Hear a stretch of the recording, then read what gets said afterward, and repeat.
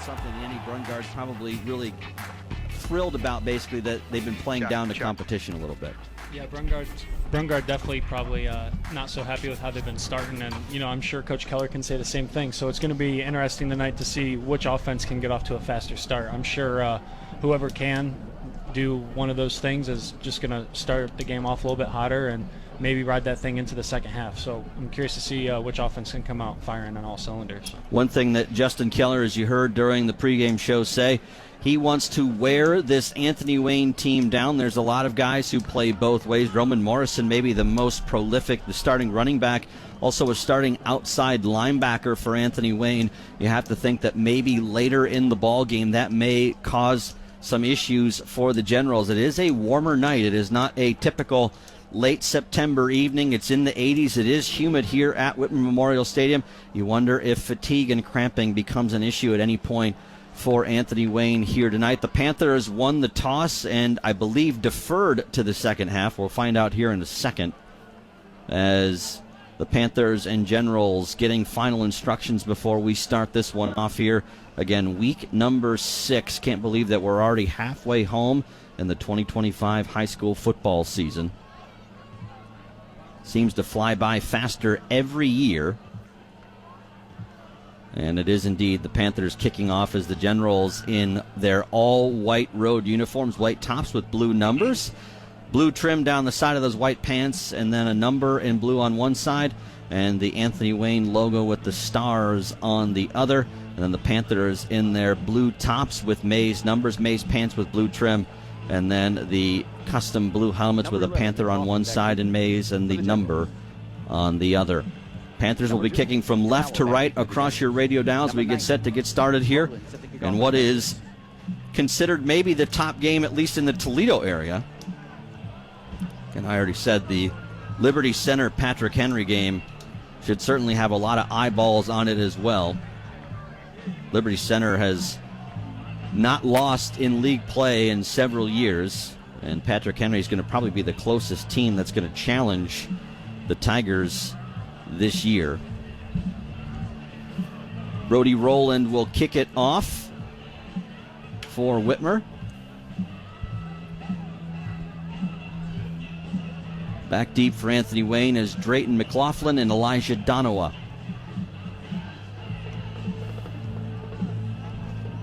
And we're just about set for kickoff. Rowland walking off his paces. And we are underway as toe meets leather. It's angled as Donowa will take it at the 9-yard line. He's across the 15 at the 20 and then wrapped up and rolled down shy of the 30-yard line, and that's where the Generals will take over on their first offensive series. This is a Whitmer defense that is only allowing 8.8 points per game, just 212 yards of total offense, and they've been very stout against the run, just 70 yards per game for this defense so far. But much like we saw against Detroit, King, Riley Keller, this is going to be a little bit of a different and more stout running attack tonight for Anthony Wayne. Yeah, they're going to probably balance it out a little bit more through the air and through the ground. So looking to see how Whitmer can respond. Talked about those D linemen earlier, but those DBs are also going to have to get ready. Brungard in the gun with 3 wide receivers. Roman Morrison is the tailback. They will hand off to Morrison off the left side. Morrison across the 30 at the 35, and he is wrapped up and taken down by Chris Simmons after a gain of 5 on the play. It'll be 2nd down and 5. Lots of space off to the left side for Roman Morrison on that first carry. Just underway. They actually called a gain of 6, so 2nd down and 4 for the Generals. First series for either team. Twins to the right.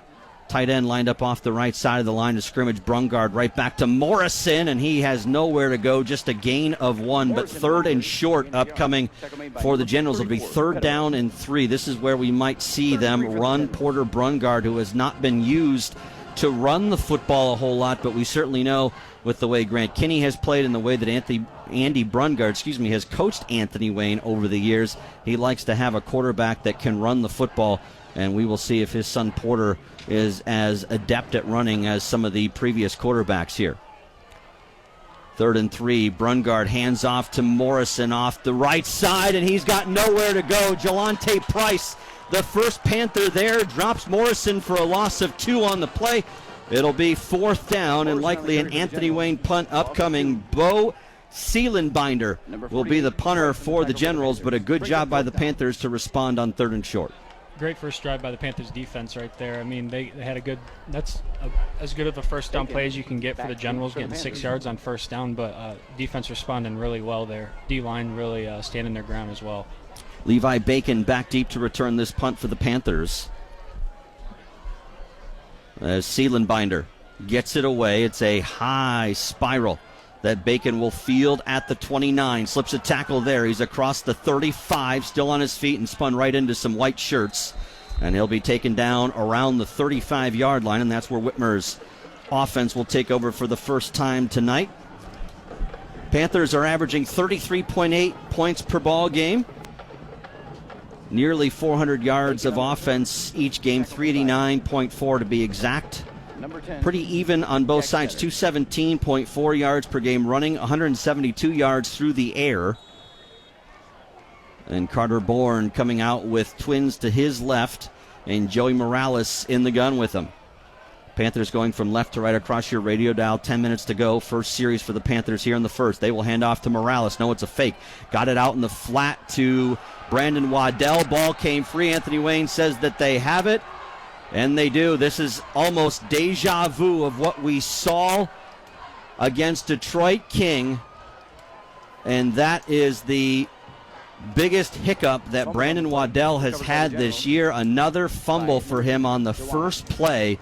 And that is the 3rd time that has happened this year, Riley Keller. You can go a whole season without seeing a team fumble on the first play. Maybe 2 seasons, but this is now the 3rd time in 2025. Yeah, definitely not the way you wanted to start. They had the perfect play drawn up for that opening drive to start, and it was just a simple RPO. Carter found him, but man, he probably just a little too excited for this game. I understand the jitters, but time to regroup on the sideline. Handoff to Braden Ciceri, who is the backup tailback. He got maybe 2 yards on the play. Anthony Wayne at the Whitmer 40 to begin this drive after the turnover by Brandon Waddell. Ciceri on the carry. Ciceri, 47 carries on the year, 230 yards on the ground, however, has not found the end zone yet this year.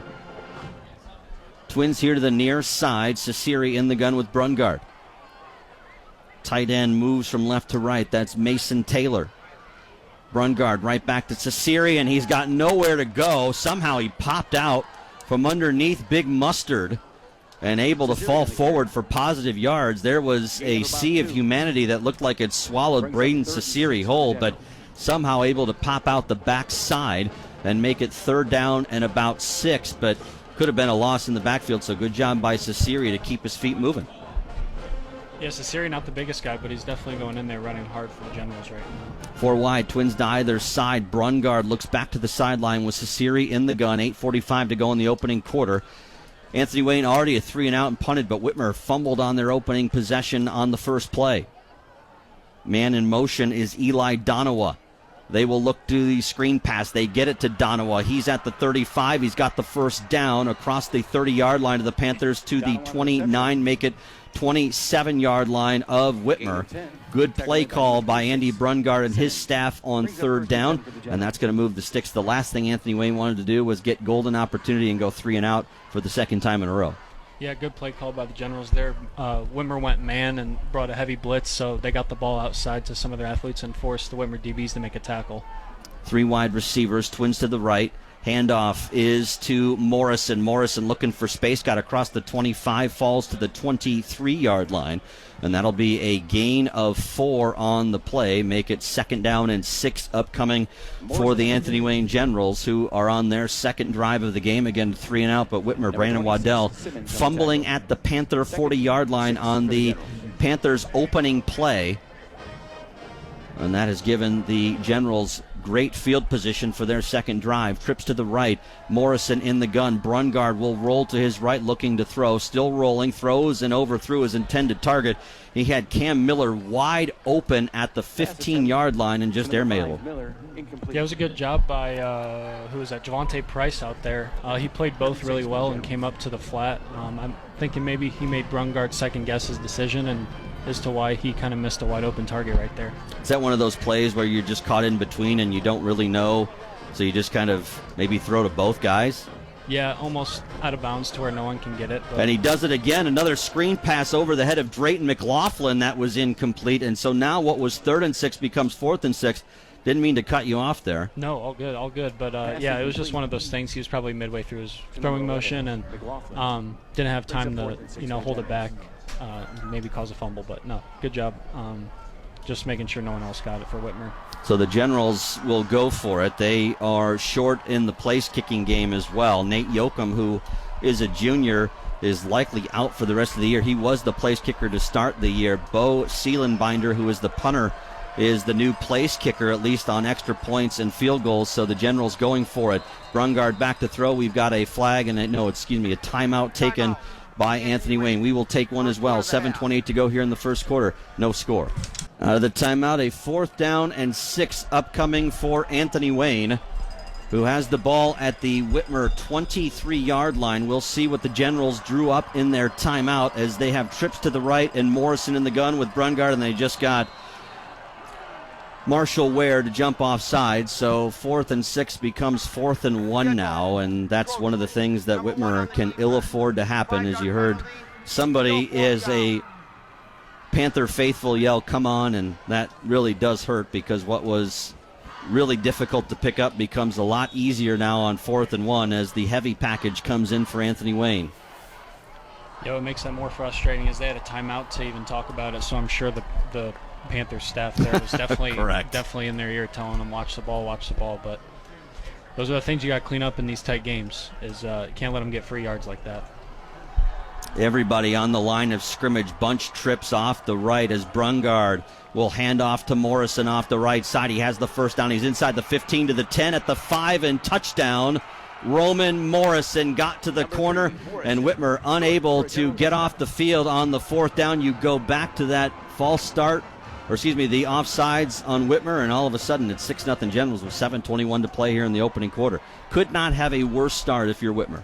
Nope, and we talked about it right before that kickoff, was which offensive team could get out to a faster start, and that goes to Anthony Wayne General so far. So now it's just up to that Whitmer offense to respond after 1 and out. So yeah, let's see what they can do here after this extra point. Seelenbinder on for the extra point. Jathan Volts the holder. The kick is up, and it is good. 7-0. 7:21 to play here in our opening quarter, as Whitmer now trailing Anthony Wayne after that turnover on the first play. Now, if you're a glass half full kind of guy at this point, you're saying, well, it's almost as if Anthony Wayne just went down and scored on their opening possession. No reason to panic yet, and that's certainly the case. But you have to make sure that those mistakes, we talked about them in the special teams game, but it bears repeating over this entire team. Those unforced errors are things you cannot have happen if you want to beat a good football team. We talked about it against Detroit King. It bears repeating once again tonight. Panthers will drop 2 returners. That's Levi Bacon and Kevion Lee to return this kickoff. As Seelenbinder on to kick it away.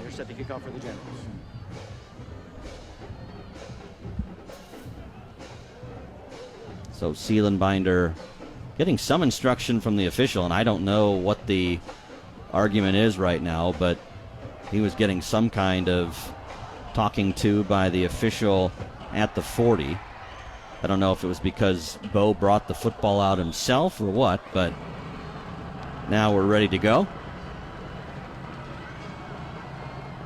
Seelenbinder squibs it up the middle, and it's going to go out of bounds at the 24-yard line, and Whitmer's going to get good field position on their second possession. Ladies and gentlemen, if you drive a Dan letting us know that Jelante Price limped off after that touchdown run by Roman Morrison. We'll keep an eye on what that means for the Whitmer defense. Should he not be available, you likely will see either Caleb Dickerson, Garrick Rodabaugh, or Praetorian Morgan on the field for the Panthers at that spot. But right now, Whitmer wants to try and level this score. It's 7-0 Anthony Wayne after a turnover by the Panthers on their first offensive play of the game. So Carter Bourne in the gun, 3 wide receivers with Joey Morales. Man in motion, that is Waddell. They go to Joey off the left side. Joey lowers his shoulder, gets across the 40 to the 41-yard line of the Panthers. A 6-yard gain on first down. Joey comes in as the leading rusher for the Panthers. He has 323 yards prior to that carry on 37 carries, 4 scores to his name. Jamon Holmes, 49 carries, 271, and 8 touchdowns. Bourne right back to Morales, this time off the right side, and Joey going to be taken down for no gain on the play. Maybe half a yard. It's going to bring up a 3rd down and 4 for Whitmer. Panthers were trying to use a little bit of tempo, and Anthony Wayne was up to the task. Morales in the gun with Bourne. Twins to the left, single receiver here to the near side as Whitmer looks back to the home sideline. 6:30 and counting. Anthony Wayne up 7-0 here in the first quarter.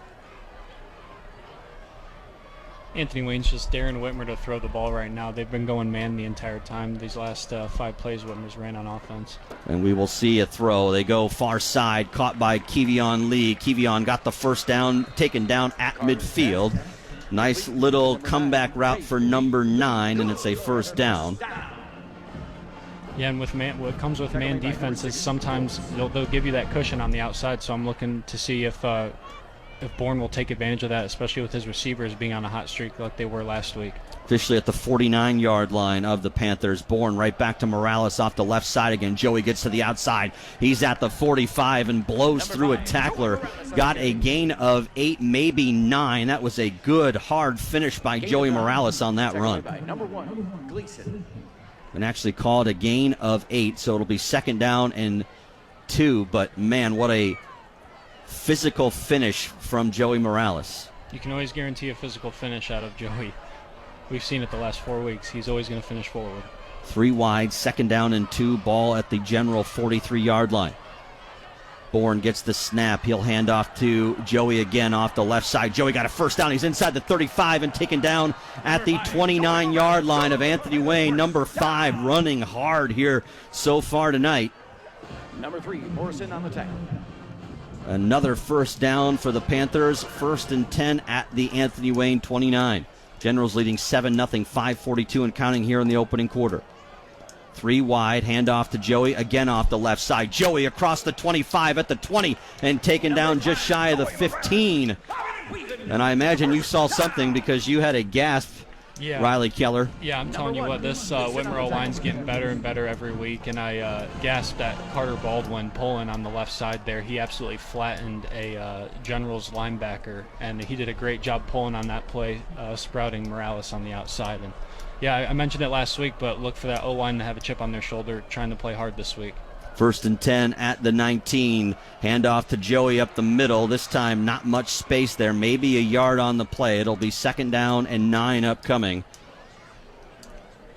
We heard Coach Keller talk about how they want to wear down this Anthony Wayne, team and defense with those guys playing both ways, and this is, just a way to do so is just running inside zone, maybe pulling here and there, but it's just man on man right now. They're just going to fight their way down running the ball, so this is a good way to start for Whitmer. Especially when you have tempo going as they go a play-action fake. Carter goes to the end zone looking for Kevion in the back corner. Incomplete.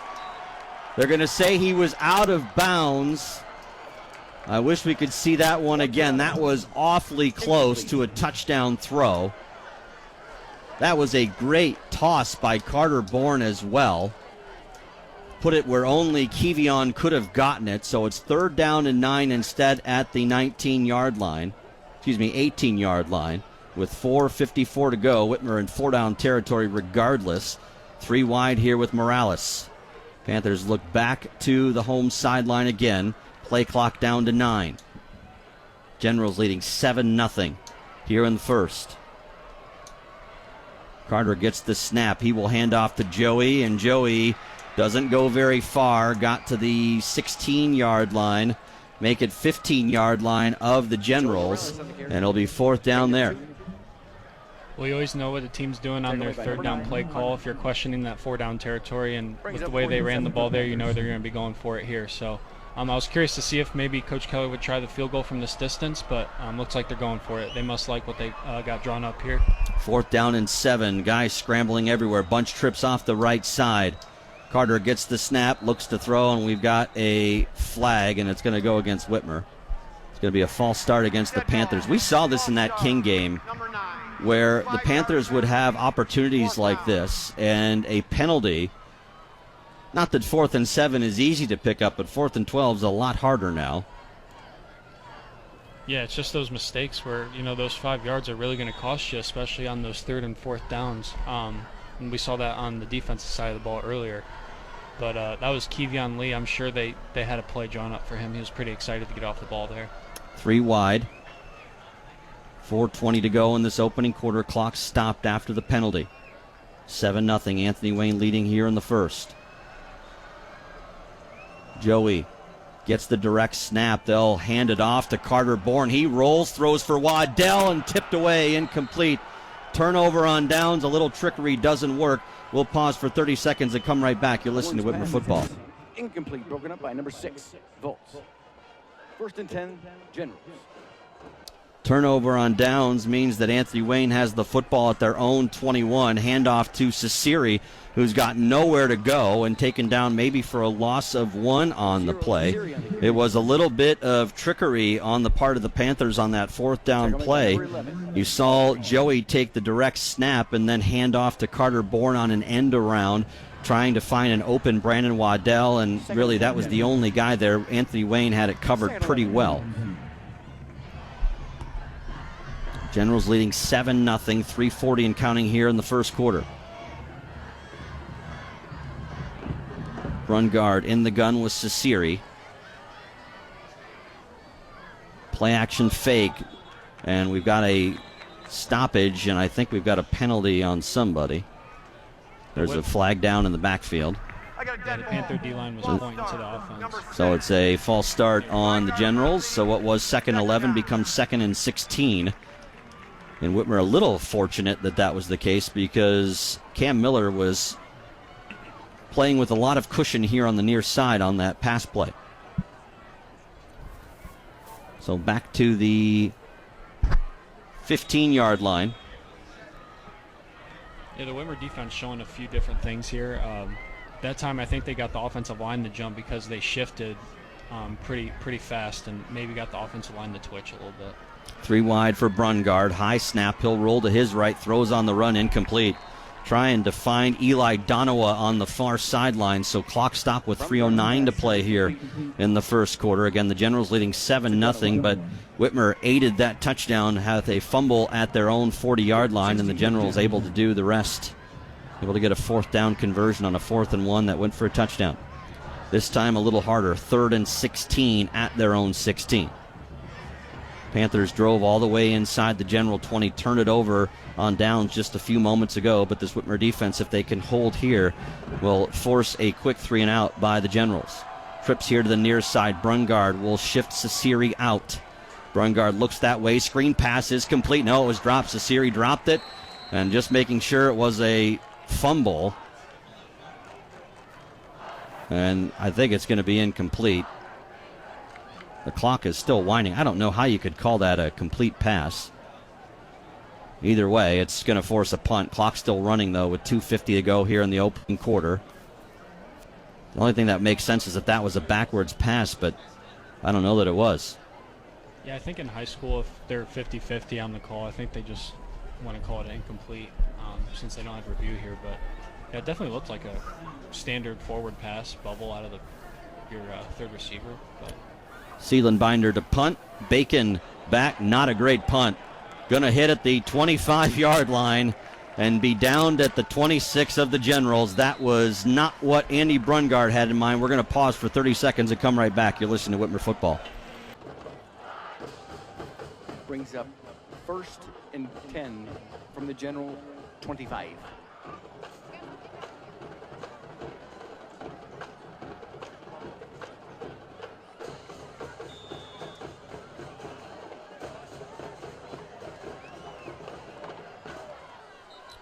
Carter Bourne hands off. No, it's a false start on the Panthers. So what was good field position gets a little worse as the Panthers have it at will now be the Anthony Wayne 31-yard line. Chris Friedbauer, Riley Keller, Dan Naraki on the sidelines with you. Just a 11-yard punt from Bo Seelenbinder on the last punt. So first down and 15 now. 2:16 to go in the opening quarter. Generals leading 7-0. No matter what happens here, you'd have to assume Whitmer once again in 4-down territory. Jamon Holmes, the tailback, with 3 wide receivers. Carter gets the snap, hands off to Jamon. Jamon, the jump cut, had to fight forward and didn't get much. Just back to the original line of scrimmage. It'll be 2nd down and 15.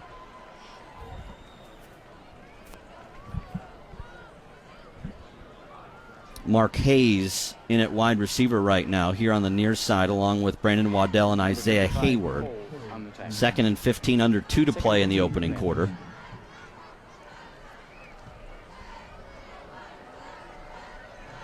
Carter Bourne in the gun with Jamon. Carter gets the snap, looks to throw, goes over the middle, pass is caught by Isaiah Hayward inside the 15 down to the 14-yard line, and it's 1st and 10 Whitmer. That was a great read by Carter Bourne and a good job by Isaiah Hayward to find the hole in the zone defense, sit down, make the catch. Yeah, you're exactly right, Chris. They were playing zone defense there, and it was really a good job by Hayward to sit in that zone so Carter had a window to throw to. They did have a safety over top, so if he kept running, he was definitely going to get in some traffic. Twin backs in the gun with Bourne on this 1st and 10. They'll hand off to Jamon up the middle. Jamon inside the 5, down to the goal line. That's 6. Jamon Holmes, a man's touchdown run from 13 yards out, makes it 7-6 with 1:09 to play here in the first quarter. Big, powerful run from Jamon Holmes right there. That time the O-line was able to create a big hole for Jamon, one of the biggest ones I've seen for him made, and he had someone on his back able to carry him 5 yards into the end zone, Jamon Holmes. Touchdown number 9 of the year for Jamon Holmes. As Anthony LaRue on for the extra point.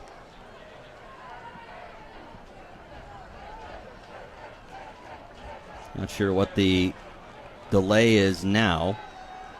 I'm going to go over and talk to Andy Brungard about something. It's unsportsmanlike on Whitmer. So I'm sure they're going to ask, do you want it on the extra point or do you want it on the kickoff? And I imagine he's going to say on the kickoff. Dead ball. Unsportsmanlike conduct after the touchdown. Number 24. The penalty be assessed on the try. Oh, it'll be assessed on the try. So it's going to be a really tough position, and this could be one of those moments where this game could swing wildly later on. Instead of a normal extra point, this is going to be a try from 35 yards, middle of the field for LaRue, but we're going to find out what kind of leg Anthony LaRue has right here. Snap is back, hold is down, LaRue's kick is up, and that looks good. Yes, sir! What a job by Anthony LaRue to tie us at 7. An extra point has never been so sweet as that one from Anthony LaRue as he gets a bunch of praise as he comes to the sideline. Let's go downstairs to Dan Naraki with a D&T Sidelines property report. Dan, what do you got for us? It's a little bit more on the defensive line, those last few drives.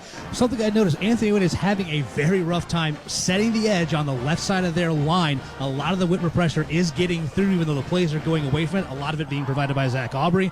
So I keep an eye on that end of the line. I have a feeling the rush will start to get home if it's coming from that left side of the Anthony Wayne line. Thank you, Dan. And Riley Keller said beforehand they need a good night from Zach Aubrey. And if he starts going, it's going to be a really long night for the Generals, trying to start anything in the backfield. And you almost wonder now, Riley Keller, if Andy Brungard says, I wish we'd taken that on the kickoff. Yeah, I know. I really wasn't. I was second guessing him at first, but then I started thinking about it, and it wasn't a bad decision by Brungard because we rotate kickers here at Whitmer, and to back a kicker up about 15 yards on an extra point is kind of a lot. So I don't blame his decision there, but props to Anthony LaRue being able to bang it home to tie this game up. Roland on to kick away. McLaughlin and Donawa back deep for the Generals. 7-all with 1:09 to play here in the first quarter. Squibbed up the middle. Ball is taken by the Generals. That bunt kick. Whitmer tried to shift the balance here, and a good job by number 24, that's Bryce Hutchison, to be Johnny on the spot and get the ball at the 47-yard line of Anthony Wayne. But Riley Keller, that'll tell you two things. One is Justin Keller was trying to make a big momentum shifter there, but the other thing too is he's got a lot of trust in that defense right now. Yeah, they're flying around making plays, so I can't imagine they're going to come out in this drive and do the same. But yeah, it was definitely a chance worth taking on that kickoff. 3 wide receivers, and Anthony Wayne just jumped again as Zach Aubrey shifted with Brandon Dempsey, and it caused one of the Generals to move. And Whitmer is doing all they can to confuse this inexperienced Anthony Wayne O-line. We talked about it during the pregame show. It's a little bit of a mash unit with a lot of guys injured. No, I'm sure these refs were talking about whether or not the defense caused. Number 52 on the well, you can shift all you want. Yeah, that's perfectly legal in high school football. So Zach Aubrey was lined up at a stand-up linebacker position and kind of sprinted down to the end and then shifted that third defensive lineman down to a B gap. So that kind of caused the inexperienced Anthony Wayne offensive line to jump off sides. That's perfectly legal in high school football, though. It was Kix Kruger who couldn't stay still, so what was 1st and 10 becomes 1st and 15 back to the 42-yard line of the Generals. 3 wide receivers for Porter Brungard. He'll hand off to Roman Morrison. Morrison, the bounce out to the outside, got across the 45 of Anthony Wayne to the 49 of the Generals. Good run on 1st down. It'll be 2nd down and 8 upcoming for the Generals at their own 49. Yeah, and this defense is really flying around because I noticed Brandon Dempsey 10 yards downfield making that play in on a pile right there. Right back to Roman Morrison. He's wrestled down. Katorian Morgan right there as he spun into the arms of number 4. And it'll be a 3rd down at midfield, 3rd and 7 to be exact, as we're under 30 seconds to play here in the first quarter. Generals do not have to run and play. They got about a half second between game clock and play clock. Not that you'll have to do a whole lot of movement here. If you do elect to go to the quarter, you just basically can flip the football to the other side of the 50. It does not look like Anthony Wayne is in any hurry to run this play, as we're down to 5 on that game clock. Make it 3, make it 2, and that's going to do it for the quarter. 7-all after our first 12 minutes. We will pause for 30 seconds and come right back. You're listening to Whitmer Football, Q105. 7-all after our first quarter. We were just told that the unsportsmanlike conduct was because Jamon Holmes had Skittles in his waistband and took them out and ate them after the touchdown. And listen, you've got to fuel like a winner, so we'll excuse Jamon Holmes there. He was just tasting the rainbow, for God's sake. That's a little Marshawn Lynch trick right there. I know Marshawn would pop a handful of Skittles before every game. I'm waiting for Jamon to find the golf cart and start driving it around like Marshawn Lynch did at Cal. Second quarter about to begin. 7-all, but a 3rd down and 7 for the Generals at their own 50-yard line, or I should say midfield.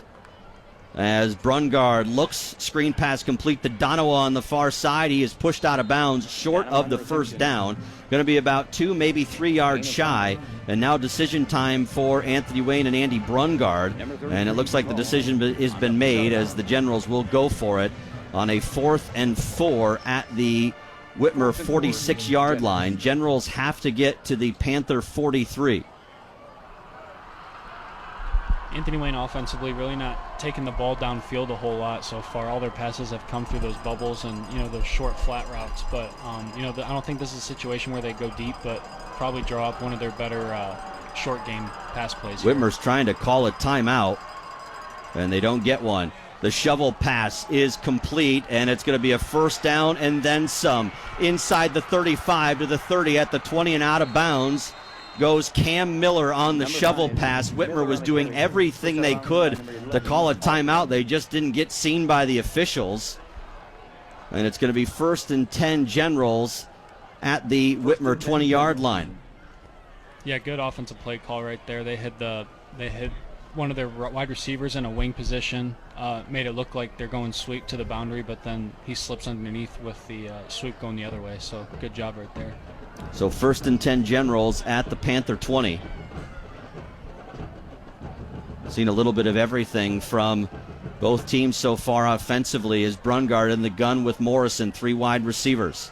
Brungard gets the snap. He'll hand off to Morrison. He found no space as Whitmer wrestles him back to the 25-yard line. We'll see where the gain is, and Roman Morrison is down, and he is hurt. Injury timeout on the field. We will step aside. 11:35 to go here in the first half. We're tied at 7. Roman Morrison on his backside at the 25-yard line of Whitmer. It'll be 2nd down and 11 upcoming when play resumes. Let's go downstairs to Dan Naraki. We've got a check of our Hindsight Pizza scoreboard. Dan. A couple quick scores as Napoleon lead to Southview in the second, 14-0. It's Perrysburg on top of Northview, 20-0 in the second. Finley a 7-0 lead on Clay in the first, and Liberty Center on top of Patrick Henry in the first, 13-0. Thank you, Dan. Roman Morrison being helped off the field. I can't tell what's wrong with that forearm, but he is clutching it tight to his midsection. So that means that it'll be Braden Ciceri on the carries, at least for the foreseeable future. 3 wide, 2nd down and 11. Clock running, 11:30 to go before halftime. Brungard takes the snap, looks to throw. Screen pass is complete to Ciceri. He's able to slip a tackle for a moment and then gang tackled behind the line of scrimmage. That was overly close. If the Whitmer defender who got pressure off the right side, I didn't see who it was exactly, was able to put the hands up, that could have been an interception.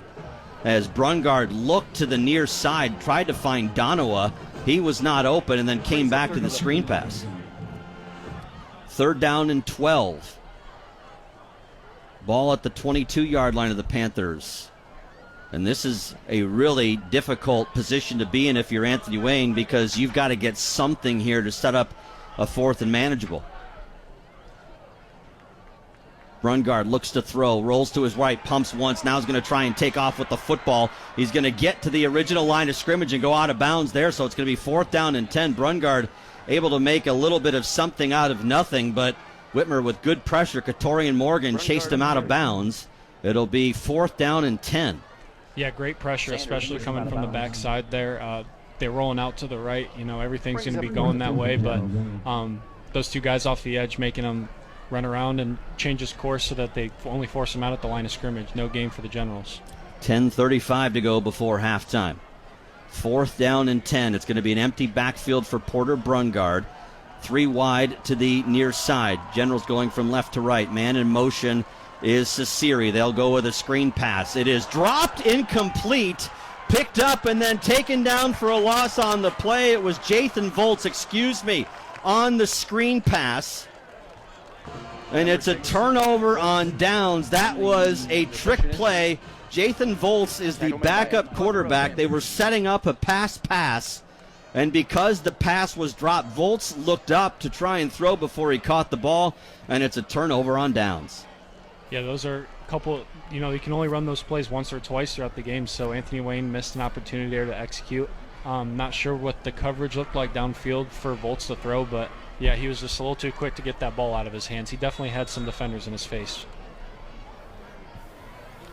So Whitmer, 1st and 10 at their own 24 after the turnover on downs. Carter Bourne will hand off to Morales off the near side. He's across the 30. Joey at the 35, carrying tacklers to the 40. 1st down run from number 5, and Whitmer using all of their might right now to push the Generals downfield. Morales had about 5 yards when he was running to decide whether or not he wanted to go out of bounds and, pick up a solid 8-yard carry. But, Joey, he's going to lower his head and get an extra 3 or 4. So 1st down Panthers.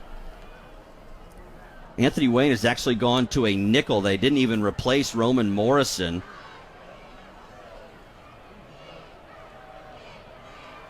As Bourne will hand off to Joey again. Joey cut to the outside. He's at midfield. Joey got the sideline. He's inside the Anthony Wayne 40, out of bounds at the 34-yard line of the Generals. And number 5 is rolling right now. He is running with a purpose, and that time he was going out of bounds and still decided to lower the shoulder. So he's letting the Anthony Wayne Generals know where he's at, even when he's carrying the ball 10 yards downfield. They're going to say Joey stepped out at the General 39-yard line, as Bourne will go right back to Morales, and we've got a stoppage and a timeout taken by Anthony Wayne. They were not ready. We will step aside as well. 9:55 to play here in the first half, 7-all. Generals burn their second timeout of the first half. A 1st and 10 upcoming for Whitmer at the Anthony Wayne 38-yard line. Joey Morales going beast mode to borrow another Marshawn Lynch pun after Jamon Holmes celebrated with Skittles after his touchdown. Speaking of, Jamon in at tailback. And now an official's timeout. And we're going to have Chris Winlock come off. I'm not sure why. Instead, they'll send Isaiah Hayward on. His backplate was showing, so they sent Winlock out. So Hayward comes in. They hand off to Jamon Holmes. Ahead of steam up the middle across the 25 and down to the 20. Number 24. Jamon Holmes. Unstoppable along with Joey Morales. Right now it's 1st and 10 at the General 21. Whitmer wasting no time, right back to Jamon up the middle. Bounces off a tackler and got inside the 20. Good recovery by that General defense. That was Mateo Harmon who prevented what could have been a bigger gain. But the Panthers using tempo all night so far, really wearing this Anthony Wayne defense down, and we've got a long way to go before halftime. 2nd down and 6, ball at the 18-yard line. Handoff to Morales. No, it's a fake. Bourne looks, throws it sidearm. Pass is caught by Waddell. Out of play, and it's going to be a late hit against the Generals. It'll be against Eli Donowa. Excuse me, it's Chris Gleason. Wow, Panthers on offense really picked up the tempo right there once they crossed the 50-yard line. And another advantage that they've been having, and we've seen it firsthand, is, Joey getting only 3 carries, gaining 30 yards, but here comes Jamon Holmes with super fresh legs, and man, that first carry looked like he shot out of a cannon. Well, we talked about this during the pregame show. You and I have talked about it off the air, on the air. The depth of that running back room is going to be a problem for a lot of teams this year, as both backs on both Holmes and Morales. They went to Jamon the last time. Receiver to either side, 1st and goal. Handoff this time to Morales. Does he get his touchdown? Yes, he does. Panthers take the lead, 13-7, 9:12 to play here in the opening half. What a dominant drive and what a demoralizing feeling it has to be on the other side for Anthony Wayne. Whitmer just absolutely out-muscled and out-physicaled Anthony Wayne.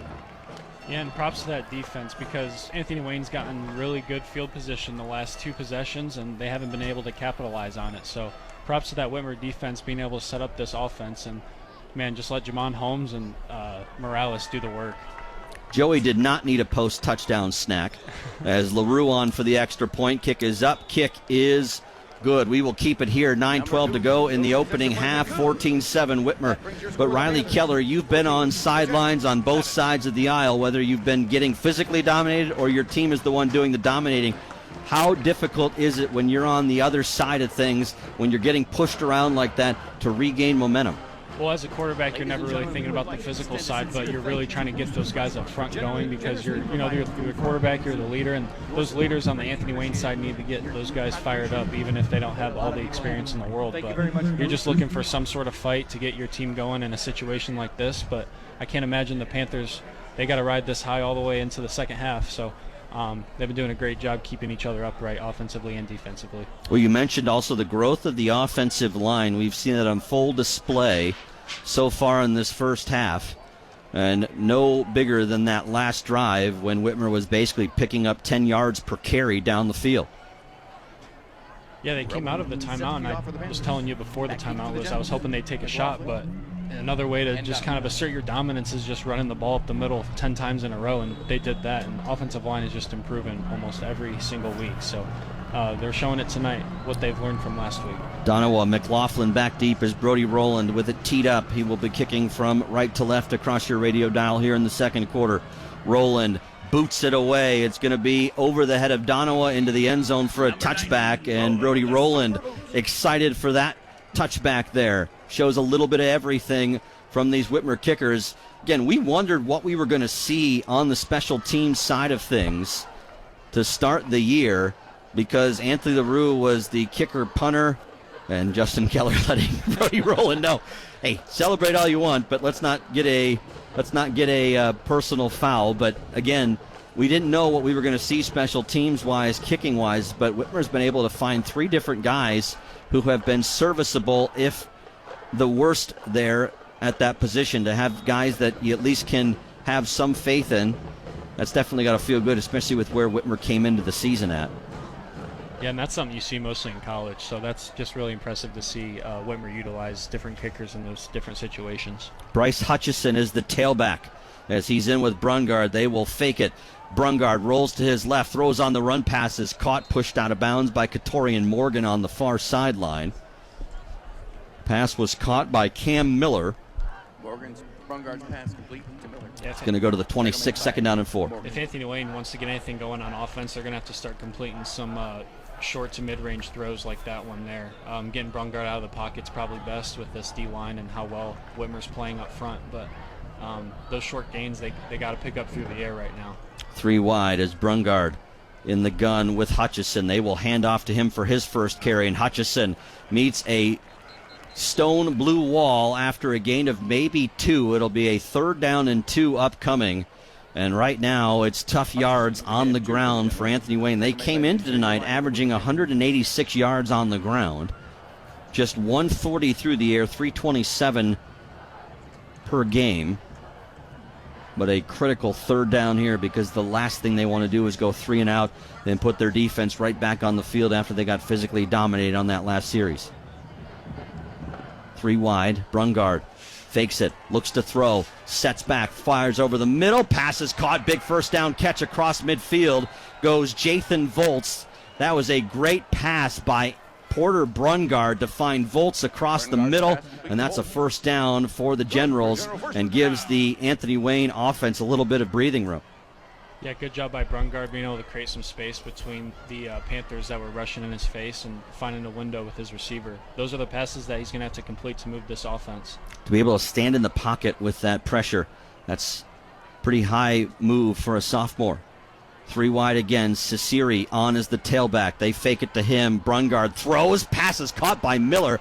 Great job by him on the high throw as he was able to corral it out of the sky. Deron Parks makes the stop, but the ball now quickly into Panther territory down to the Whitmer 36.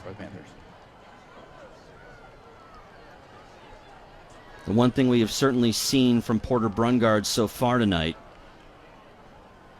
you can see the talent, but has a tendency to airmail his targets a little bit. Yeah, and with a high-pressure game like this, you can get that out of a young quarterback. But this drive so far, he's shown some confidence being able to complete those balls with some pressure in his face. Ciceri in the gun, trips here to the near side with Porter Brungard. And we've got a flag and I think a false start. Not everybody got set, it looked like, for Anthony Wayne. Dead ball. False start. It is a false start against the Generals. 5-yard penalty, first down. We talked about this with young quarterbacks. You've said this before as well. When you're the quarterback, and you learn this, I think, as time goes on, it's your job to make sure everybody's set before you take the snap. Sometimes young guys get in a hurry like that and can run themselves into penalties. First down and 15 at the 41 now of Whitmer, as Brungard looks back to the Anthony Wayne sideline. He's got Ciceri in the gun with him. Trips here to the near side. 7:30 to go before the half. Brungard gets the snap. He'll roll to his right. Looking, still looking, now sets, throws deep, looking for the end zone. Pass is caught. What a job by the receiver, Cam Miller, who just beat Katorian Morgan. And then Cam Miller is going to get a flag because he went in the face of Katorian Morgan. And that's going to be a personal foul, as Cam Miller took what was a great moment for him and now could put his team in a really difficult spot. It depends on if Katorian Morgan was penalized as well, but the flag came out immediately after Cam Miller said something in the face of Katorian Morgan. Touchdown pass complete.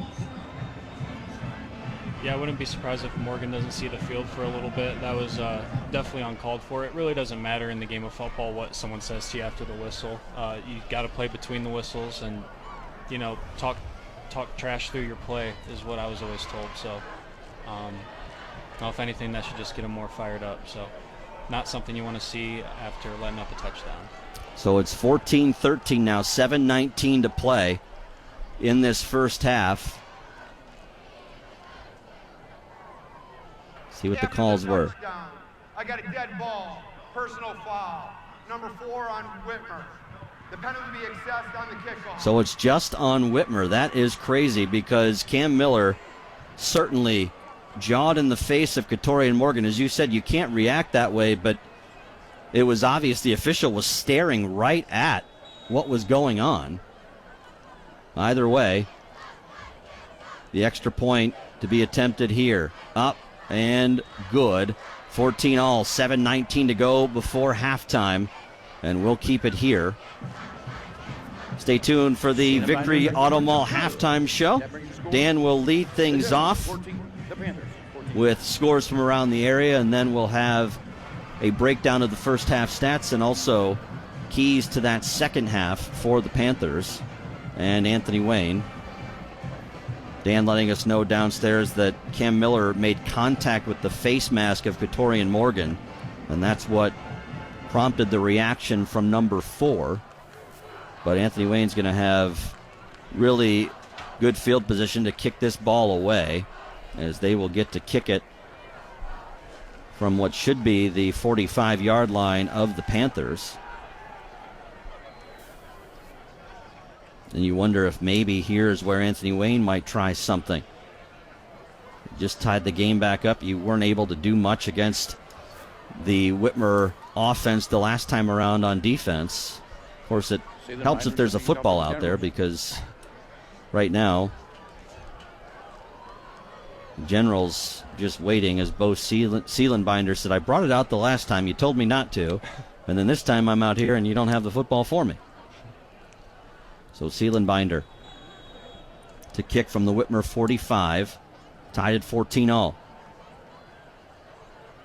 And they will just boot it to the end zone, and that will go onto the end of Panthers in the south end zone here at Whitmer Memorial Stadium, and Whitmer will take over at their own 20-yard line.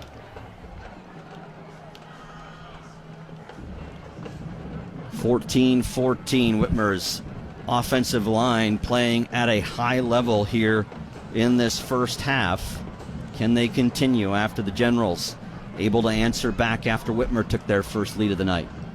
Yeah, look for this offense to really respond after that big defensive play. They let up a big play on defense, so look for this offense to really respond and get this team fired back up, because after letting up a big play and a penalty on top of that, that can really put the team down on the sideline. Carter Bourne will hand off to Jamon Holmes. Jamon, the stutter step, pushing forward, dragging tacklers to the 25-yard line. And that just shows you the leg strength of Jamon Holmes. He was pretty much hit after a 2-yard gain, but was able to push defenders for 3 more yards. That lower half of Jamon Holmes just so strong in the legs.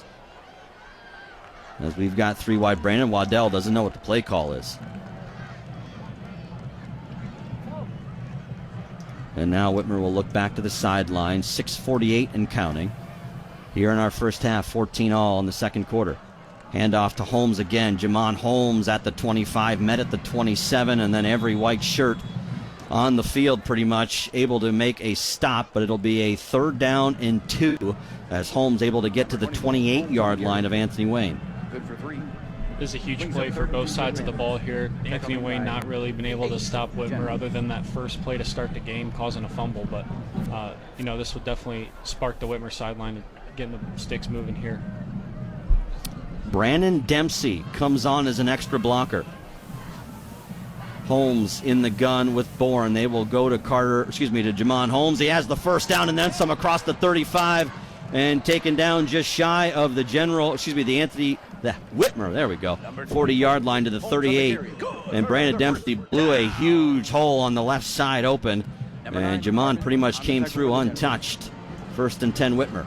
Yeah, Dempsey was definitely thrown in there and asked to seal that backside defensive end, which he did. He had absolutely no chance, and Dempsey doing a great job coming in on the defensive side of the ball, being able to contribute on an offense. He's going up against Gunnar Hansen. Handoff is a fake. Screen pass complete to Potts across the 40. Lowers the shoulder and pushed out of bounds at the 45 of Whitmer. And that should be a good gain on first down. They'll call it a gain of 6. Second down and 4 coming up from the Panther 44-yard line. Whitmer, I have a feeling, wants to take as much time off this second quarter clock as they can and put some points up before the break. Yeah, especially getting the ball coming out of halftime. This is an opportunity for Whitmer to get a double whammy here and go up 2 scores. Joey Morales on the tailback. Handoff to Joey. Joey up the middle across the 45, has the first down carry, still pushing towards midfield, and finally blown dead there, as it'll be a 1st and 10 there for number 5 as he is helped to his feet, but his dominant night continues. He and Jamon have been a 2-man wrecking crew in the backfield so far. 1st and 10 Panthers at midfield, 5:28 to go here in the first half. Bourne gets the snap, and we've got a false start on Whitmer. Not everyone got set once again. This is the same thing we saw Porter Brungard do. It's the same thing Carter Bourne just did here. You got to wait till everybody gets set. Yeah, you got to have good peripheral vision as a quarterback. These younger quarterbacks are probably getting excited once the coach calls them to speed the tempo up a little bit. It's always a good thing when you want to get your tempo going, but part of that is making sure everyone's set on the offensive side of the ball. 1st and 15 now, back to the Whitmer 45. Morales still your tailback, 3 wide receivers. Carter and the offense look back here to the home sideline, closing in on 5 to play before the break. Again, 14 all between Whitmer and Anthony Wayne. Carter gets the snap, hands off to Joey. Joey, the stutter step, fell forward. And if Joey's able to keep his balance, it's probably a bigger gain. Instead, it's a gain of 4 to the 49-yard line of the Panthers. It'll be 2nd down and 11 there, but Joey trying to keep his balance just could not. They'll actually mark him at the 48, so it's 2nd down and 12. Joey popped out of the backside of that hole, but just had lost his footing. 3 wide again, 2nd and 12. Bourne in the gun with Joey. Looking to throw. Carter throws, passes, caught at the 45-yard line. Out of play goes the receiver. It'll be about 4 yards to go for a first down as they found Isaiah Hayward up across the Anthony Wayne 45 to the General 44. 3rd down and 4 there. Big play coming up for both teams. 4.5 clock stop before half. And Bourne nearly got number 7 Gunnar Hansen to jump. Carter gets the snap. They'll hand off to Jamon off the left side. Jamon Holmes tried to cut back across the grain. He's going to be very close to the first down. About 1.5 yards shy, and Justin Keller with a decision to make here. Anthony Wayne has just 1 timeout. Whitmer with all 3. And it's going to be 4th down and 2, and Whitmer electing to go for it right now. Brandon Dempsey back on to block. He will be the extra tight end. Closing in on 4 to play before halftime. Jamon Holmes is your tailback. Bourne gets the snap, and we're going to have a false start on Whitmer. And that's going to pretty much end any hope of the Panthers going for it on 4th down, one would assume. And here comes the punt unit. Man, that's so disappointing to have a false start cause you to punt at midfield, because that was a great opportunity for Whitmer to go up by 2 scores before the halftime. Now you're just leaving it up to your defense to maybe get a 3 and out here, and it leaves you another chance to go up by 2 scores. But definitely something you got to clean up. McLaughlin, Donowa back deep to return the punt. Anthony LaRue will try and pin the Generals back deep. Snap is back. LaRue's punt is away. It's a good one. It's a high one. Fair catch signaled for at the 10, and that's where McLaughlin will take it. Generals will have to go 90 yards if they want to score before the break with 3:38 to go. We're going to pause for 30 seconds and come right back.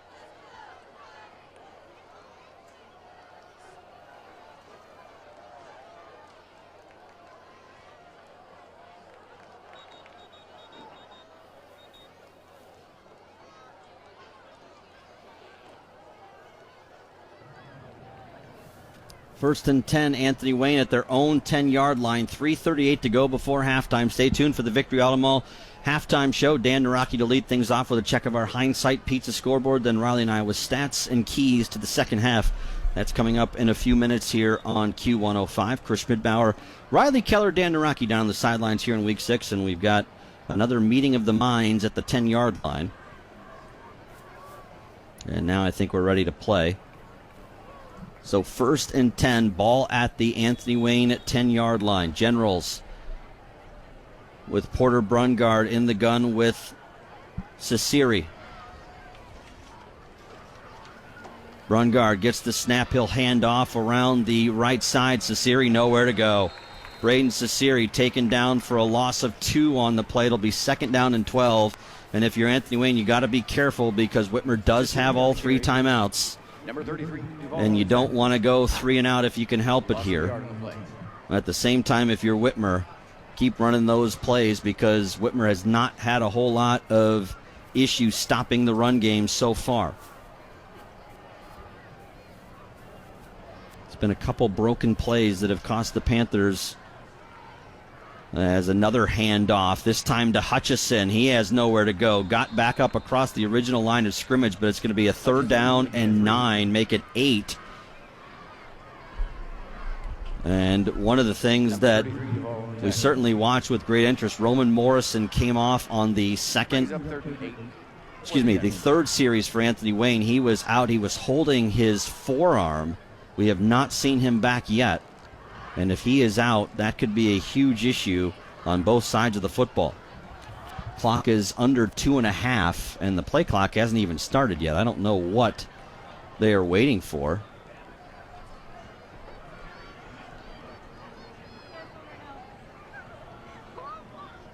I'm not sure why the play clock hasn't even gone yet.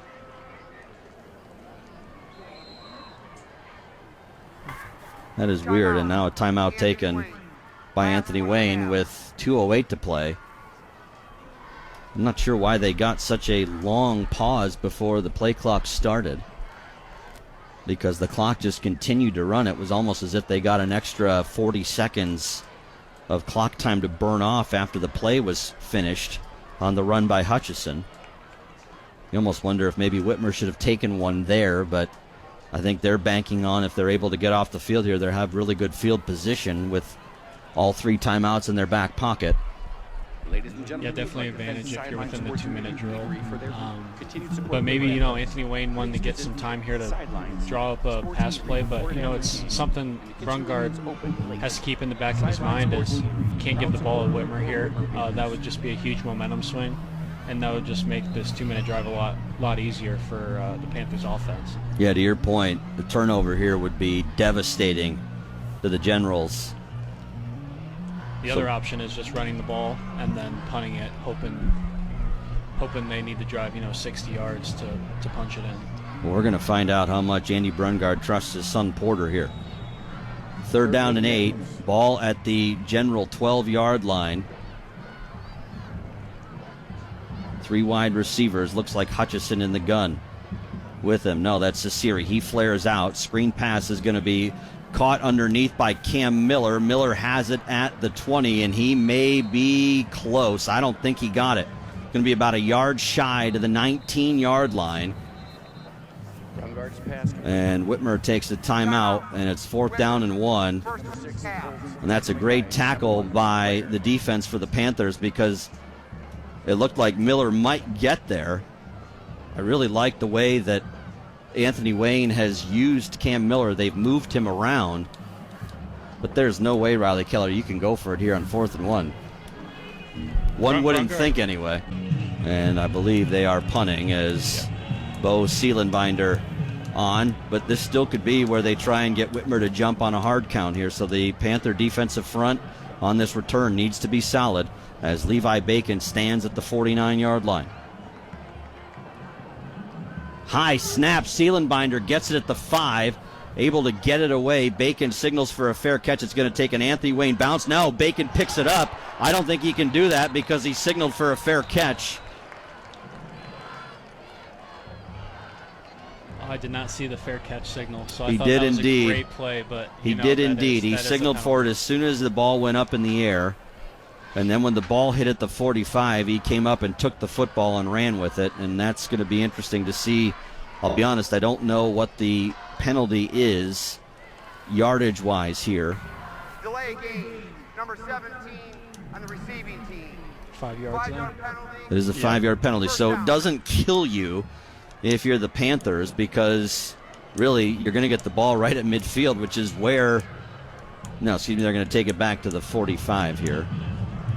Either way, still not the worst thing in the world, because if Bacon lets that go by, it's possible the Panthers have worse field position. So even though it's a penalty, you could probably say it was the smart play by Levi Bacon just to pick up the 5-yard penalty, because it could be all the way down inside the 35 at this point.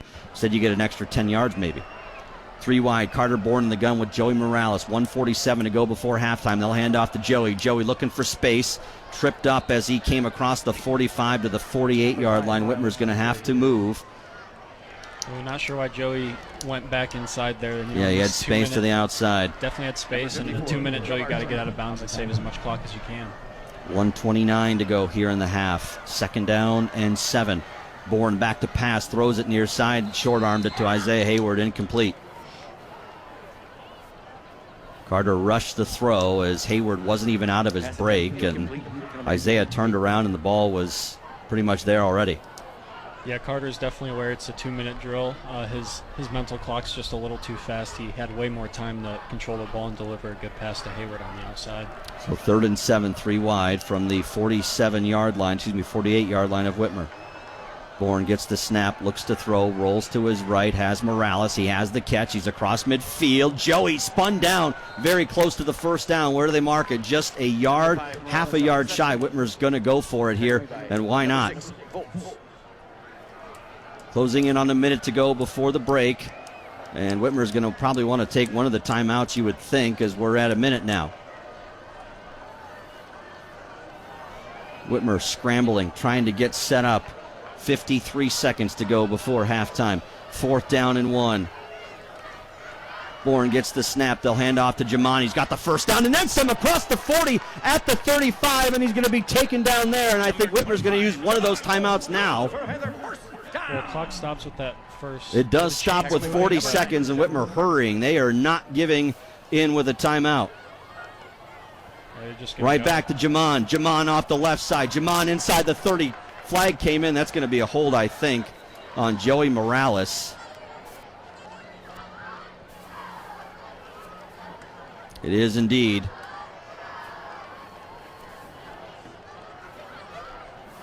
Going forward, I think Whitmer really needs to tighten up their tempo periods, because they're committing a lot of these penalties are coming from when they pick up the tempo on offense. So I think guys just need to start taking a deep breath and understanding that you're going to speed up your tempo in between plays, but when you're running the play and the ball snapped, it's the same game, as if you're not speeding up the tempo. So they got to understand that. Yeah, to your point, tempo doesn't mean that you run it as soon as you get to the line. You've got to still get set and do all the normal things. You can still be fast without necessarily doing stupid things. As pass caught, no, it's dropped. Isaiah Hayward had it in his hands, dropped it at the 40. So now 2nd and 20 with 23 seconds left, and I have a feeling I know what's going to be said when Dan Naraki gets a hold of Justin Keller as he heads to the locker room. It's going to be penalties are killing us, because we could be up easily 28-14 in this game, or 28-7 perhaps. But instead, Whitmer has shot itself in the foot so far. Still 23 seconds, though, before halftime to try and do something, but a lot of yardage to go. Bourne gets the snap. He'll fake the handoff. Drops deep. Goes over the middle. Has Waddell wide open inside the 25. Inside the 15, out of bounds. What a dime from Carter Bourne for a 1st down. 16 seconds left before halftime, and now Whitmer's in business. Wow, great play call there. Waddell getting back that fumble that he caused on the first play, but great job by Bourne sitting in the pocket there. He had someone on his backside, didn't see him, but speeding up that mental clock there and getting the ball out on time, having Waddell get a 20-yard gain. And you got out of bounds on top of it. 16 seconds, 1st and 10 at the 15. Bourne has a man wide open, just airmailed Jerron Potts. Oh, that would have been a touchdown. So close. Oh my gosh, it's one of those where it's so wide open that it's one of the hardest throws and catches to make in football. I think the defense just absolutely lost Potts in coverage there. He was hidden behind the tackle.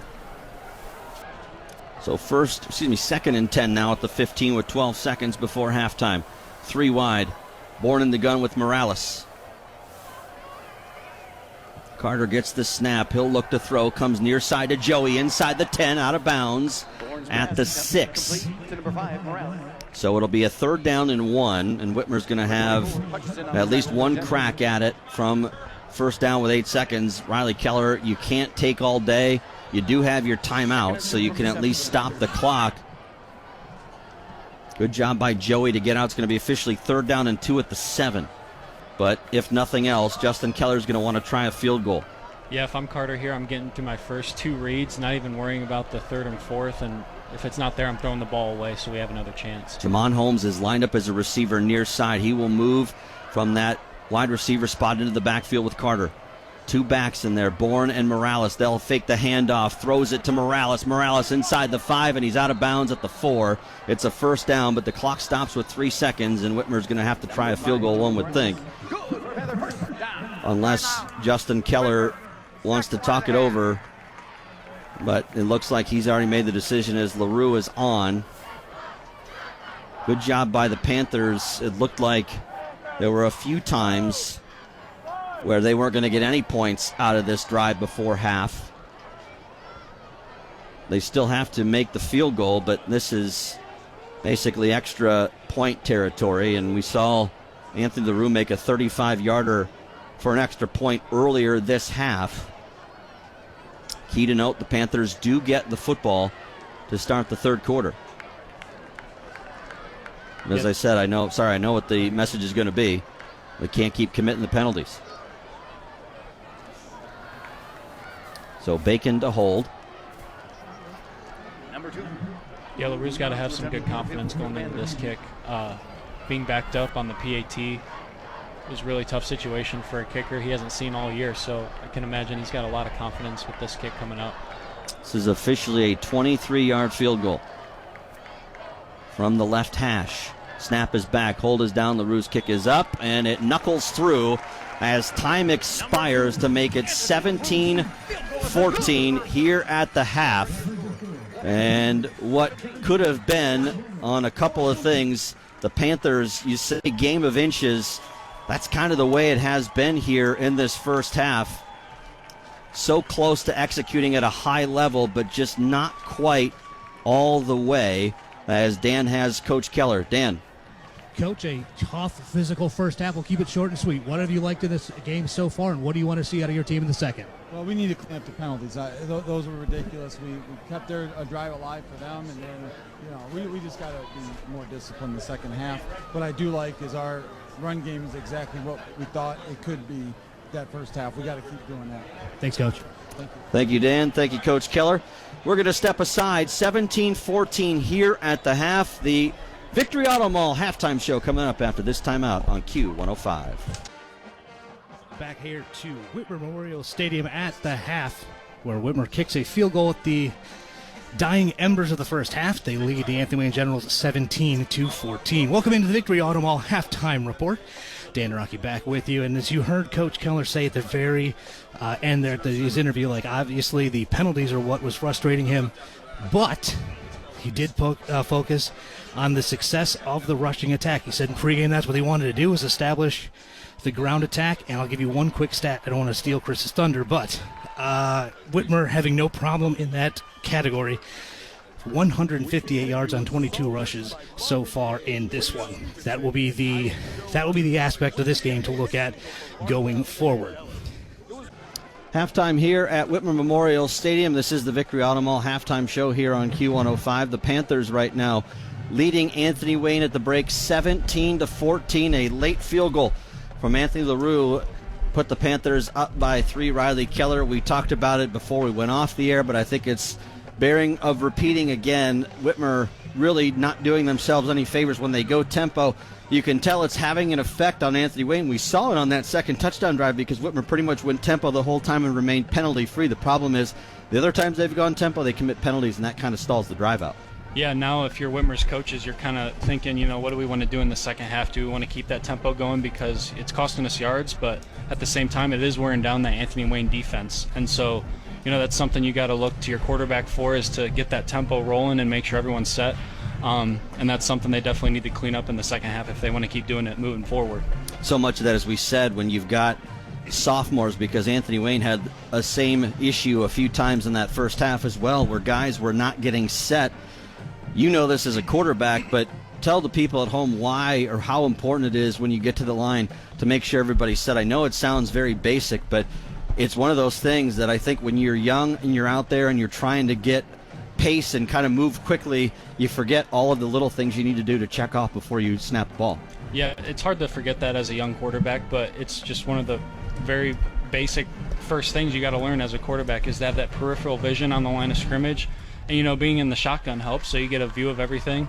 That's something Carter needs to improve on in the second half.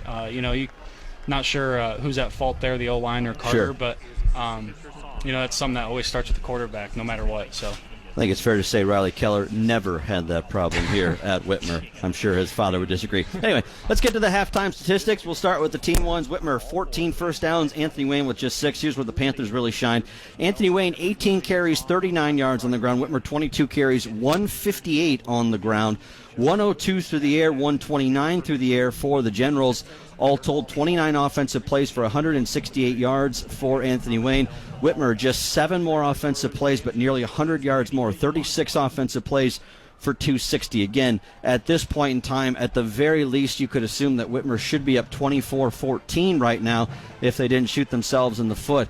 But overall, you can just see they've dominated, but unfortunately where it counts most, they're just up by 3. Yeah, and unfortunately all those penalties are coming, after they cross that 50-yard line, so it's really crucial for them to not lose those yards. But, it's something that going into the second half defensively, they need to keep applying pressure to Brungard.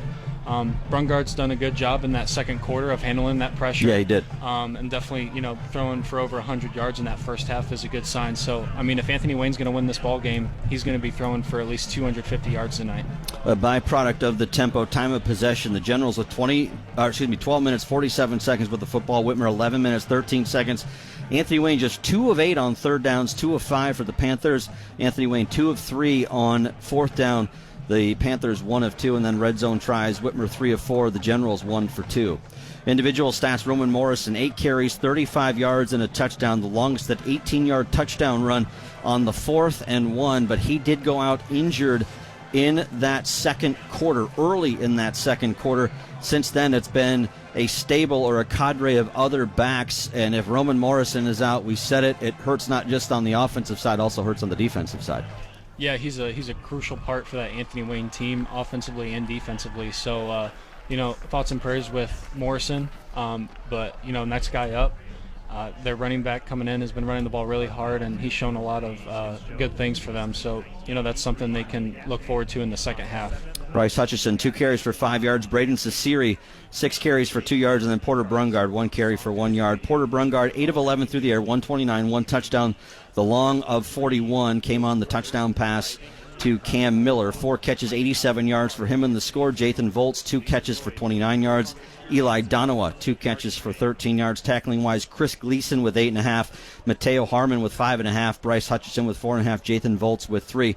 And I'm going to ask you something, and I know where it's going to go, but what does it mean when your corner is your leading tackler at the half usually?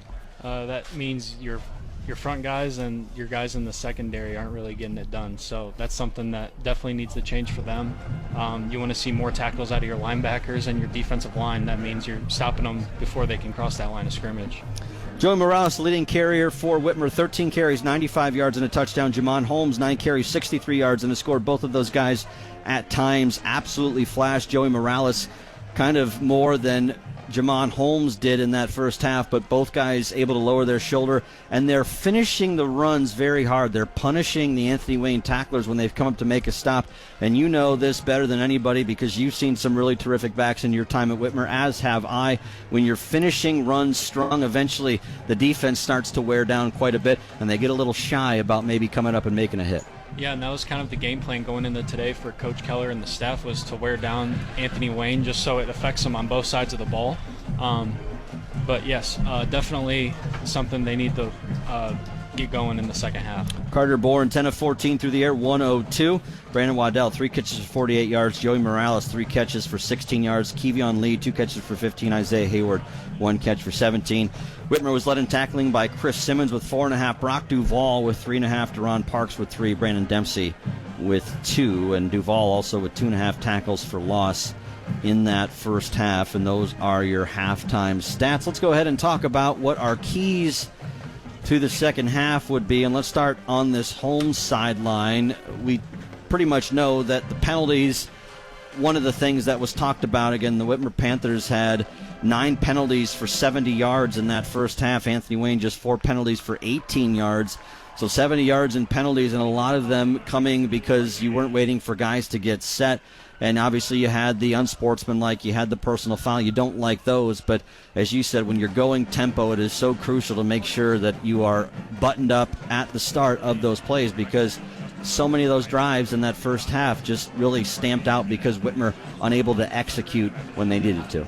Yeah, and it was really fortunate for Whitmer on that last drive before halftime to get the field goal. They almost shot themselves in the foot and walked away with 0 points going into the second half, but able to get 3, I'd say, that's a win considering all the penalties that they piled up towards the end of that first half. Defensively, you're playing pretty well. Also, got to make sure that you don't have any broken plays, and really that's where Anthony Wayne's been able to move the football, at least on that second touchdown drive, was largely due to the fact that there were some broken plays that allowed receivers to get open. Secondary needs to play a better half this coming half.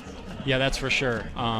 They're locking down on man on the outside, so they're out on islands. And when the run breaks free from the running back or from the linebackers in that second level, it's up to those corners to make tackles and look for them to be a little bit more aggressive on the outside, maybe pre-snap, showing a little bit more cushion, or not enough cushion, but more pressing those receivers and just limiting Brungard's opportunities to connect with those. Let's go across the way. If you're Andy Brungard, you've got your team down just 3. You were kind of physically dominated at points in that first half, but you're down just 3. What are you telling your guys right now? Yeah, defensively, they're doing what they can. It's really hard when you have that 3-headed monster in the backfield with those running backs. Look for, maybe Jaden Jones to get some carries, show some speed on the outside, but on offense, I'm looking, in this case, Brungard's looking at his son, and he's got to be able to complete some passes downfield, whether that's avoiding some tackles in the backfield in order to get those. But either way, it's going to be looking to your quarterback, making sure he can keep those drives alive. Well, 17-14 here at the break. Both teams back on the field and warming up. We're going to step aside. Third quarter on the other side of this break. You're listening to Whitmer Football on Q105. Third quarter about to begin here at Whitmer Memorial Stadium. Panthers leading 17-14 thanks to a field goal as time expired by Anthony LaRue to give them a 3-point lead. Panthers had the ball on the 50-yard line of the Generals, and then were able to march down the field. Had a few penalties that almost canceled the drive, but were able to come away with at least 3. Whitmer does receive the kickoff to begin the third quarter here. And you want to go back to special teams plays. You and I talked about it during the pregame show. I had said to you that oftentimes in close games, special teams can make the difference, and so far that has been the case. First off, the field goal that we just mentioned, but also the 35-yard extra point that was scored by Anthony LaRue on the Panthers' first touchdown laid an unsportsmanlike conduct penalty that moved the ball back, and it forced Anthony LaRue to kick from the 25-yard line, and ended up being good from 35 yards out, and probably would have been good from 45 yards out if I'm being completely honest. Yeah, As definitely something you're going to look for towards the end of this game if it comes down to a point or two, is looking back on a couple of those special team plays. So good job from Whitmer being able to execute when the opportunity was given to him. As I said, Panthers do get the football to begin the third quarter here, as Generals have the ball teed up. Bo Seelenbinder ready to kick it away. Kevion Lee and Isaiah Hayward back deep for the Panthers to return this kick. Ball squibbed up the middle, and nice job by Chris Winlock. Didn't let it get past him, and Whitmer's going to begin this drive at the 45-yard line. So smart play by number 16. He was ready for that squib kick. Almost looked like a shortstop playing a baseball in the hole behind second base. Able to get the ball there, and what would have maybe been back inside the 30 instead begins in really good field position for the Panthers. Yeah, great job by Winlock being ready at a halftime. I mean, being as a first defender on a kickoff coverage team, you're not always expecting the ball, but he was able to hop on it right away, give the Panthers some good field position to start. Three wide receivers as Carter Bourne in the gun. Handoff is to Joey Morales off the right side. Joey across midfield, lowers that shoulder. First down carry for number 5, gain of 11, down to the 44-yard line of Anthony Wayne. And just like he finished the first half, starts the second half the same way with a big run. A little off tackle to the right, Joey breaking through an arm tackle or two, and then finishing the run as usual for him, getting a first down. What a great first play to start for this Whitmer Panthers offense. Three wide again, twins to the far side, single receiver here to the near side, just underway in the third. Right back to Morales on the ground. Joey able to lower the shoulder again, pushes forward near the 40-yard line, gain of 4. It'll be second down and 6 from there. Good job by that middle of the Anthony Wayne defense. Jathan Volts in on the tackle, and it'll be a second down and 6, as I said, at the 40-yard line. Bourne with Morales, bunch twins to the far side, single receiver here to the near side.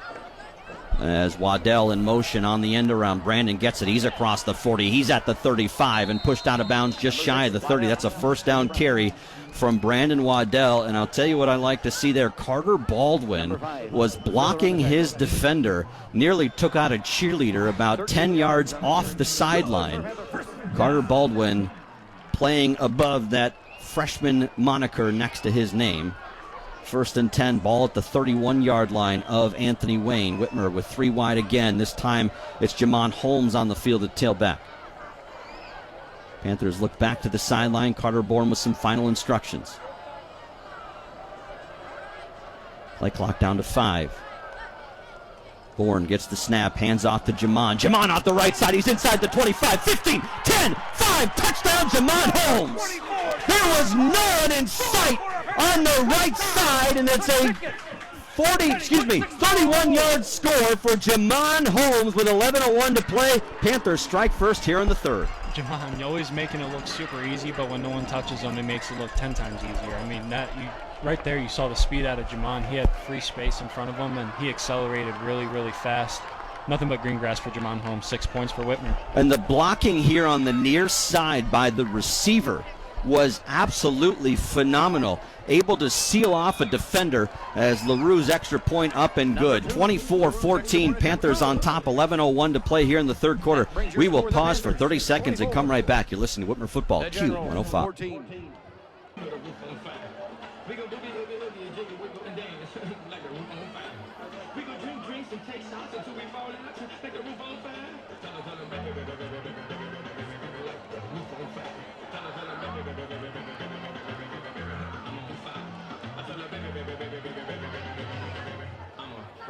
"31-yard scamper from Jamon Holmes makes the score. Panthers 24 and Anthony Wayne 14. Chris Schmidbauer, Riley Keller, Dan Naraki down on the sidelines as Jamon Holmes gives the Panthers their first double-digit lead of the night. As Roland has the ball teed up. It's Donowa and McLaughlin back deep for the Generals. And you can tell that Anthony Wayne a little nervous as J.J. Sweet was up talking to somebody, I think watching for that bunt kick, as Roland boots it away. It'll be taken at the 2, make it 3-yard line by Donowa. He's across the 10 at the 15, has a seam up the middle and got to the 30 before he's taken down at the 32. Donowa with a head of steam was shot out of a cannon there. And Brody Rowland, the kicker, on the stop as he letting Eli Donowa know, you just got brought down by the kicker, son. Always can give your sideline some juice when a kicker can make a tackle. It's always fun when the quarterback gets a little physical, but when a kicker does, it's a different level of excitement on the sideline. So ball at the 33-yard line of Anthony Wayne, just underway here in the third quarter, but the Panthers took less than a minute to go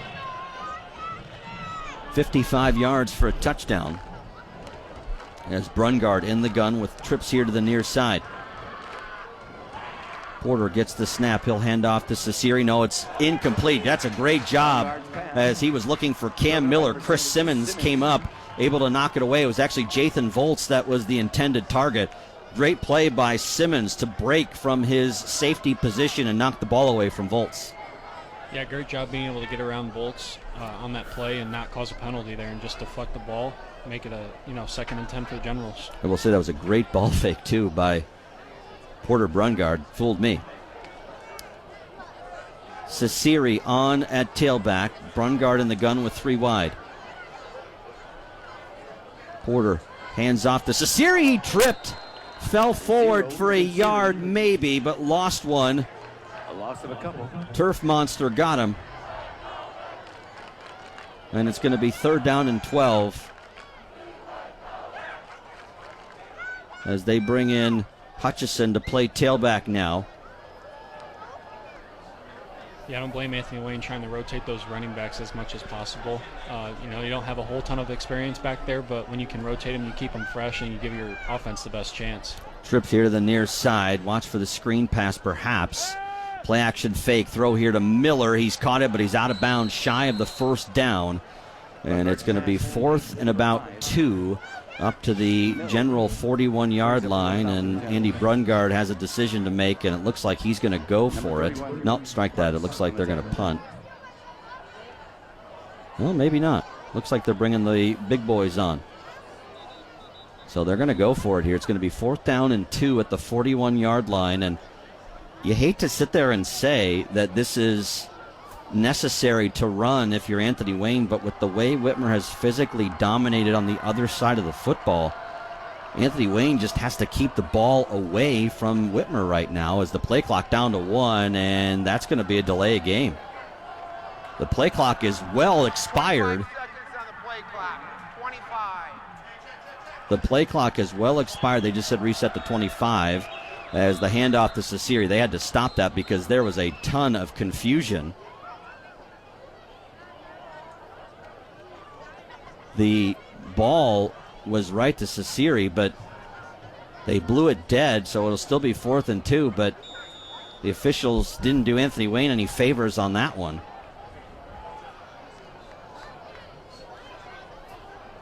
An Anthony Wayne player, Dan, letting us know was sent off because of a uniform issue. Now the play clock's going, and they're going to have to get lined up pretty quick here. Yeah, this is down under 8, and they better hurry quickly. Play clock down to 5, and I'll tell you what, Andy Brungard doesn't want to have to use another timeout. Down to 1. They just get it off. Cesari has the handoff. That's close. I think he got it. He did just get it. That was a great second effort by Braden Cesari because he was wrapped up about 1.5 yards shy of the 1st down, and now he's hurt. Braden Cesari looks like maybe just a cramp. Hopefully it is. Well, you said it before the game, Chris, if cramps were going to be an issue because it is humid for September weather. And looks like someone didn't drink enough water last night. Well, Braden Cesari has not been the main back all year, and now all of a sudden you're pressed into service. And yes, he was splitting time with Roman Morrison, but not to the level that he is here tonight, with Morrison being out of the ball game. And it looks like it was just a cramp as Cesari able to walk off. A little bit of a limp, but again, it feels like you've got a knotted fist in the middle of your calf, and for anybody who's had those before knows how much that hurts. So 1st and 10 on the second effort run by Braden Cesari, has the ball at the general 44-yard line. Fresh set of downs. Whitmer leading 24-14, 10:07 to go here in the third quarter. Hutchison now your tailback. Twins to the far side. They'll hand off. No, ball is loose on the field. Whitmer has it. Tim Petaway fell on the football. It was a poor exchange between Brungard and Hutchison. Whitmer's got it, and they've got it in Anthony Wayne territory. Yeah, that was a situation where Brungard didn't know whether to give it or pull it. And, you know, with those running backs rotating in so much, it's something that you need to work on throughout practice. And you know your guy in the backfield, but, you know, maybe it's one of those things where you don't have that experience in the backfield where you prepared for all week, and just one of those things you got to clean up. But good job from Whitmer being able to jump on that loose ball. Chance to put some distance between yourselves and the Generals here on this drive, leading by 10. Ball at the Anthony Wayne 43. And we're going to have a flag, and someone on Whitmer's offensive line jumped. Dead ball. False start. Number 58. 5-yard penalty. First down. It was Carter Baldwin who flinched. So it'll be back to the 48-yard line. It was nice of Cam Miller to give the official his flag back. Same play as Waddell goes in motion. Morales, your tailback with Carter Bourne. They'll fake the handoff. Carter rolls, looking deep, has Hayward out there. Caught inside the 5. Touchdown! I don't know what in the world Donovan was doing in coverage. He just watched the ball fall into the arms of Isaiah Hayward. That's his first touchdown of the year, and it's now 30-14 Whitmer. Great job by Carter Bourne there, getting the ball, having enough air to get over that defender. You know, I think it was a case where the defender almost got his head around too late, and by that time the ball was right over his head, and Hayward was ready for it. Just walked in from the end zone. It almost looked like an Olay kind of play by Eli Donowa as the ball just kind of dropped over top of him for 6. LaRue's extra point up and true. 31-14. Let's pause for 30 seconds. Whitmer on top. 9:48 to play here in the third.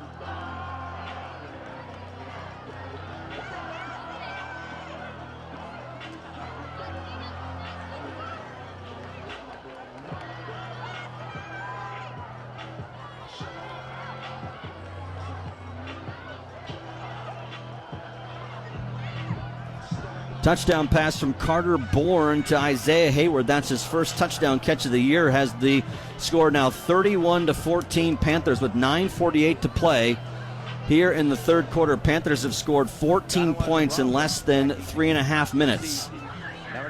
2:12 to be exact. Yeah, that's how you want to flip the script going into a second half. Took me a little bit longer to do the math, but I eventually got there. You could probably say I'm an average student, too. Brody Rowland to kick it away. Angled towards Donowa. He'll take it at the goal line. He's across the 5 at the 15. Make it outside at the 20. 25 got the sideline. Bacon able to slow him down at the 36. And that's where the Generals will begin with a 17-point deficit. Let's go downstairs to Dan Naraki with a D&T Property Maintenance sideline report. Dan, what do you got? A little bit more on that touchdown pass. As you talked about Donovan, it seemed like he was confused in coverage, almost like they were hand fighting the entire way down. Donovan felt like he made me push just a little too hard, which gave Isaiah Hayward all the space he needed to make that basket catch and get 6.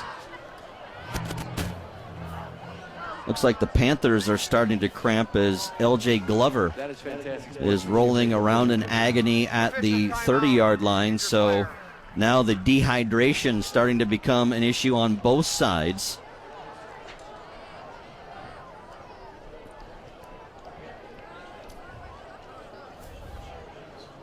Justin Keller having a conversation with the officials here on the near side.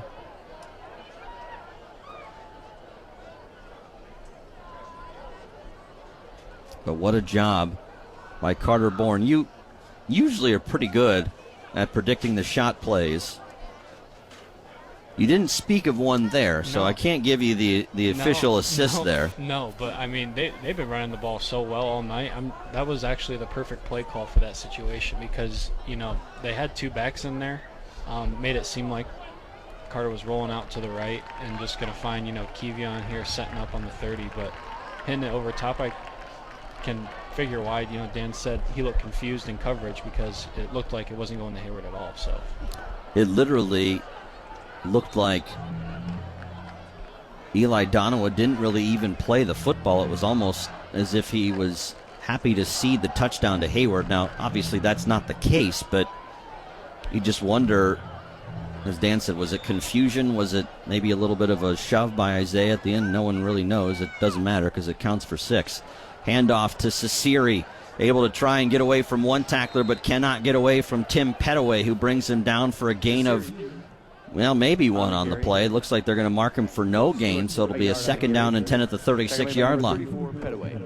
Mustard doing a good job blowing that play up in the middle. That was just an inside zone play, so it's designed to go in one of the A gaps on either side of the center, but Mustard being able to blow that up, having him bounce it, and letting his linebackers clean it up. You and I talked about this before the game with a couple of other media folks here, that Big Mustard has maybe not had as prolific of a season on that line as he did a year ago. As another handoff. No, it's a keep by Brungard. He's going to be pressured and sacked. Jelante Price wasn't fooled as he drops Brungard all the way back inside the 30-yard line. Great job by Petaway getting out, not being fooled by the fake. They've been running their fakes really well, even getting you a couple times, Chris. Absolutely. That was a great fake again. But yeah, I mean, he sold it well, but no one was downfield. All the DBs were covering Anthony Wayne receivers, so it was a good all-around play by the Whitmer defense right there. That's probably why I didn't have a very long career on the defensive line. 3rd down and 19 for Anthony Wayne, 3 wide. Brungard drops back to pass. Going to come to the near side and threw it too far to the outside for Cam Miller. It's going to be incomplete. It's going to force a general punt, and things are getting to critical mass. If you're Anthony Wayne, you're down 17 with 8:19 to play here in the 3rd, and you're in trouble of letting this one become a runaway for the Panthers. You have to step up if you're Anthony Wayne on this next drive. Seelenbinder on to punt. Bacon stands at the Whitmer 40. This is exactly almost the opposite of what we saw a year ago down in White House when the Generals straight whipped the Panthers physically. Seelenbinder's punt is away. That is a wonderful punt as Bacon signals for the fair catch and gets it at the 34-yard line. And we had a little bit of contact after the play, and we'll just say that was incidental contact. Whitmer's going to get the ball officially at their own 35-yard line. But I want to go back to the point I was making about Big Mustard. Whitmer moved him to the offensive line during camp, and I don't know if that was just a slow start or it took him a while to get back into the groove of playing things along the defensive line. But this week in particular, this game in particular, looked like he's playing like the Mustard of old. Yeah, it's definitely tough, rotating back both sides of the ball. At Whitmer, they don't really let you play both sides full time because they want to save legs, but good job for Mustard being able to fit back into that defensive line position. Bourne gets the snap. He'll hand off to Jamon Holmes, who's across the 35 and just absolutely drilled Cam Miller.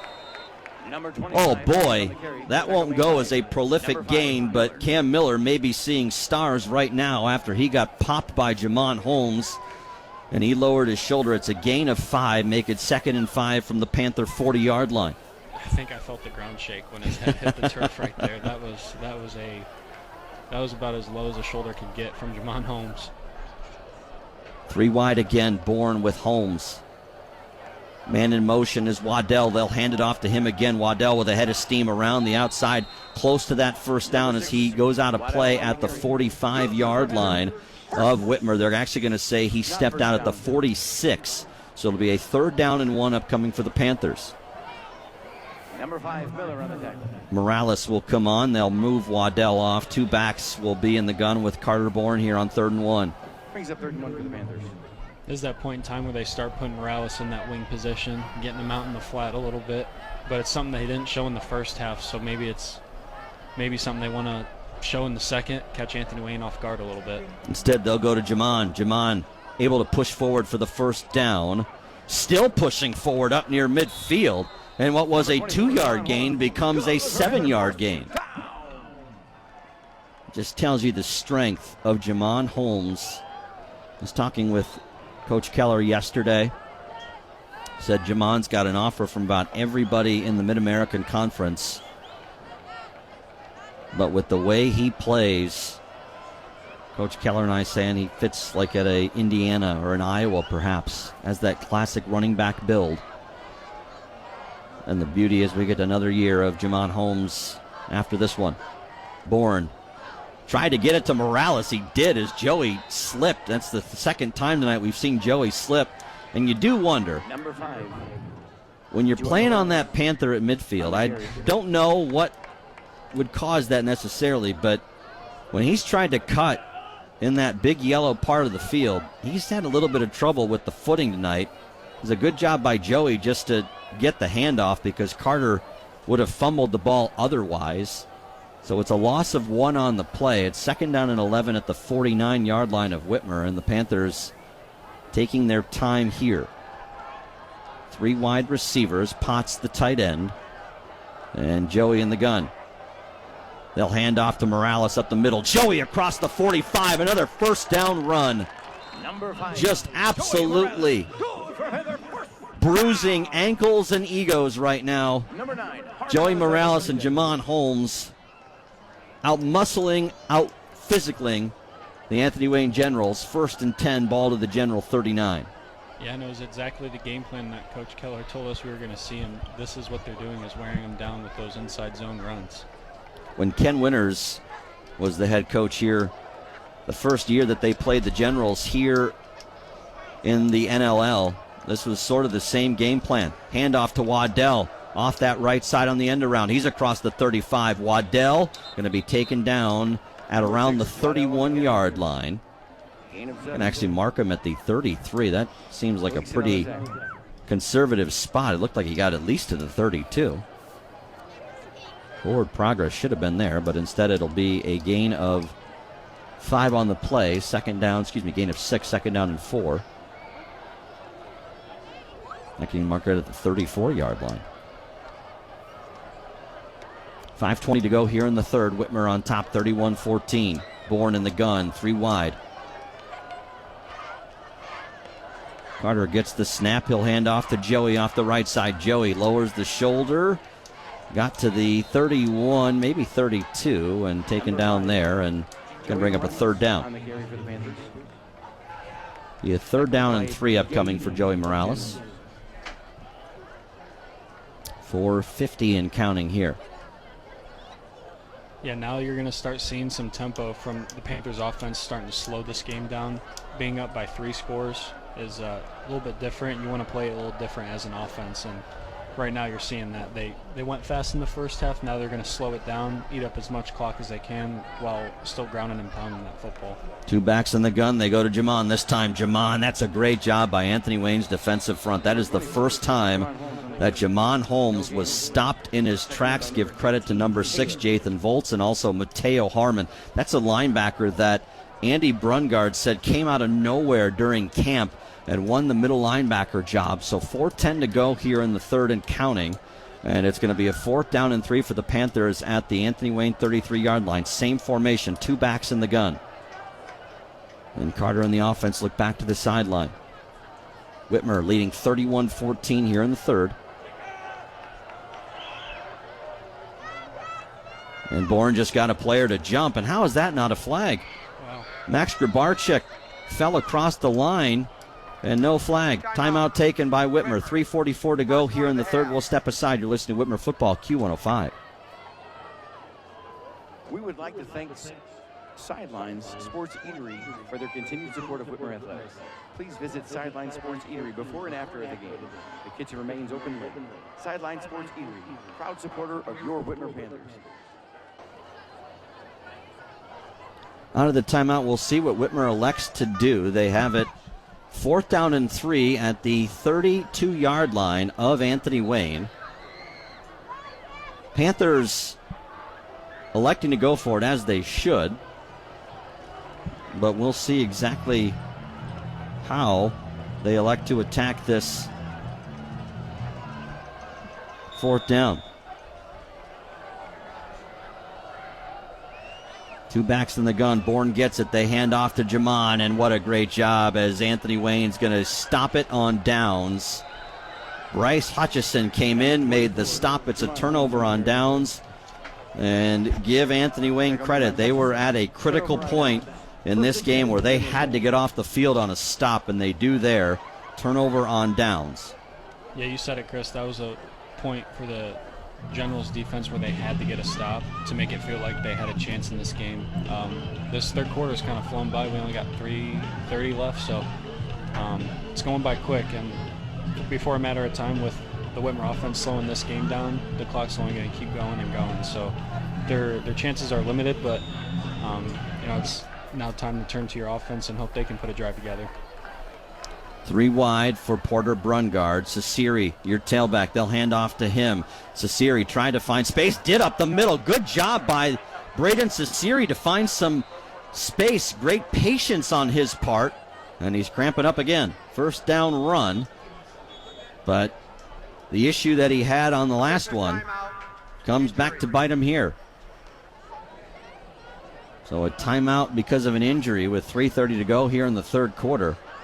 And the problem, Riley Keller, is what you don't want to do if you're Andy Brungard is have to keep rotating it back every play because Braden Ceciri has to go down with a cramp every time. Yeah, and Ceciri looks like he's your best option right now with the way he's running. It's unfortunate that he keeps cramping up, but it's definitely a point in time where you got to look to your other running backs that aren't getting the carries that Ceciri's getting, and they got to kind of step up in situations like these. So they're still stretching Ceciri out.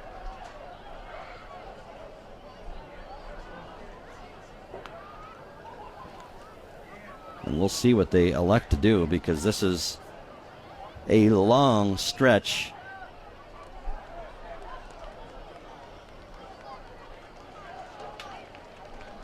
And now he's going to walk off again.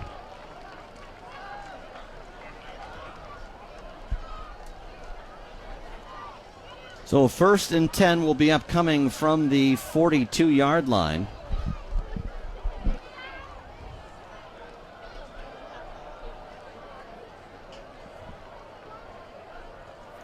It'll mean that Hutchison is going to have to be in at tailback. Strike that. They're going to move Jathan Volts in at tailback, and why not? Now a Panthers trying to call a timeout here again. Now they elect not to.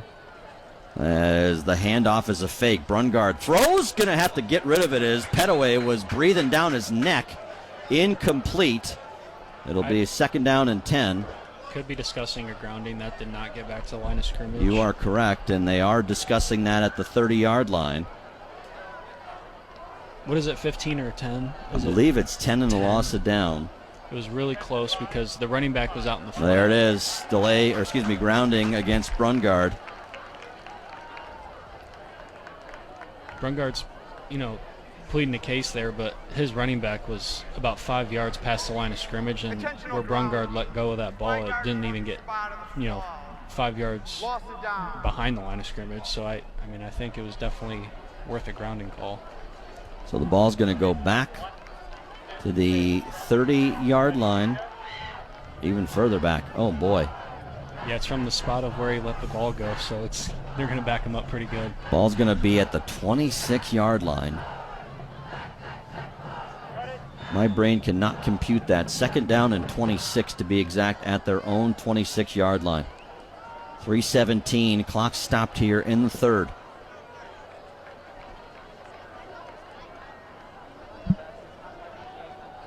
Volts in the gun with Brungard, 3 wide. Brungard looks to throw, sets, fires low, pass is caught, and then downed after a loss of 2 on the play. Kellen Anderson, the backup tight end, caught that, but it's now going to be 3rd down and 27.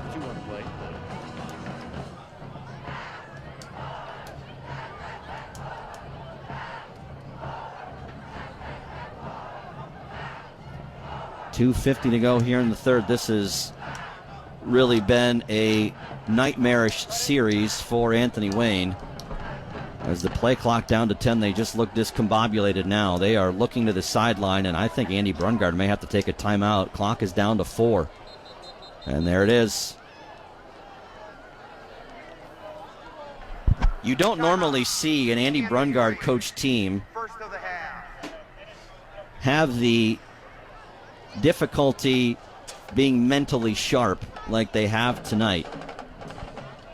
And give them credit because, as we said, that last series, they had to get a stop. They turned Whitmer over on downs, and you said it best.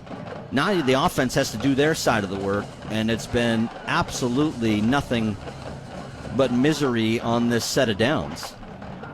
Yeah, not sure what their game plan is coming out of this timeout.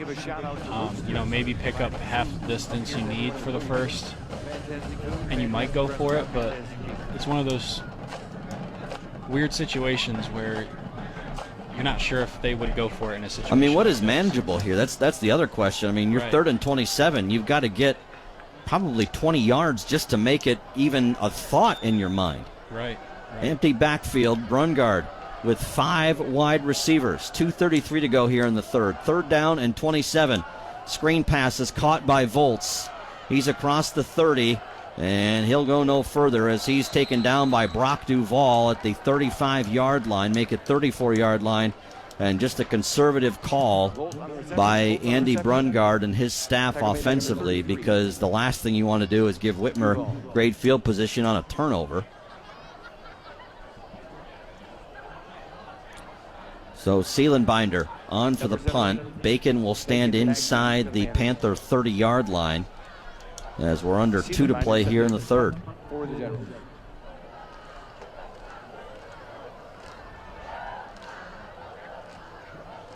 Seelenbinder gets it away. Not a lot of depth, but it'll hit at the 40, and Bacon will watch it fall inside the 25 and down at the 23-yard line. Let's go downstairs to Dan Naraki with a D&T sideline report. Dan, what do you got? Well, Chris, we talked about the D-line and how the Anthony Wayne offensive line on the left side was having major problems with the Whitmer D-line on the right side, and that drive was enigmatic of that. Every single play, the left side of that line collapsed to the Whitmer pressure, probably causing a lot of the disruptions and communication issues that the Generals were having, maybe even helping lead to that extra timeout. I don't know what I'm more impressed with, the sideline report or the fact that Dan was able to get his right and lefts correct that many times in the same hit. He just shrugs his shoulders. Poor Dan. He puts up with a lot from me. So it's going to be 1st and 10, Panthers at their own 24-yard line. Buck 39. Actually, there's a flag after the play. I don't know what the call was. We didn't see it, so it's going to go back to the 15-yard line.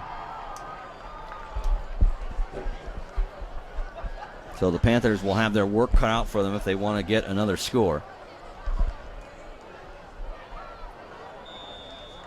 Carter Bourne will be in the gun with Joey Morales. 3 wide receivers. Waddell will come in motion. They'll fake the handoff to him. Delayed handoff to Morales. No, Carter keeps it.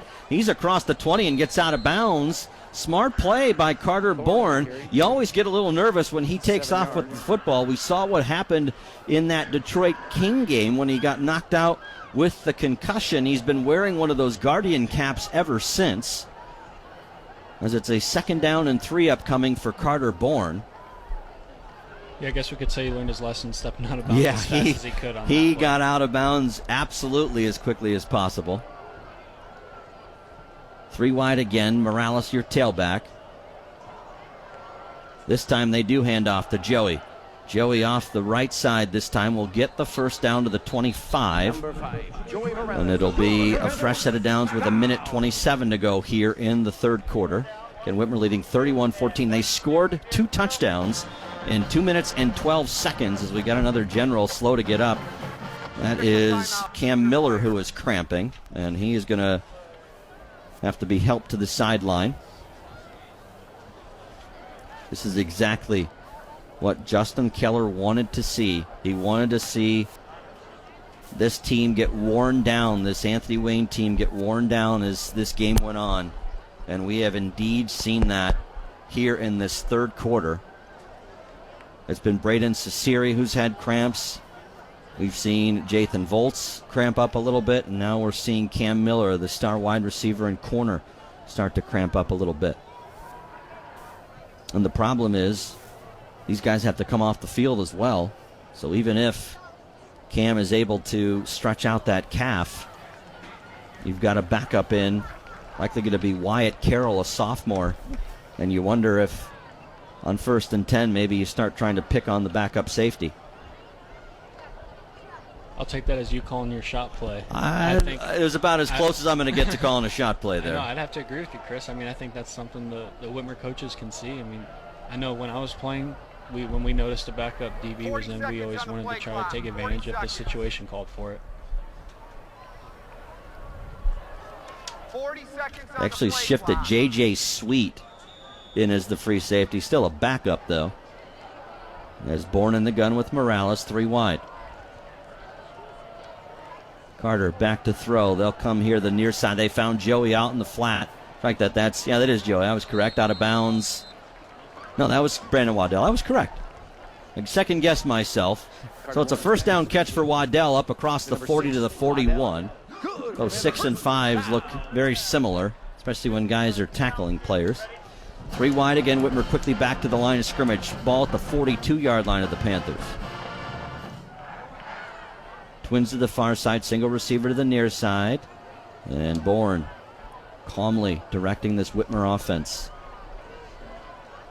It's been a long third quarter.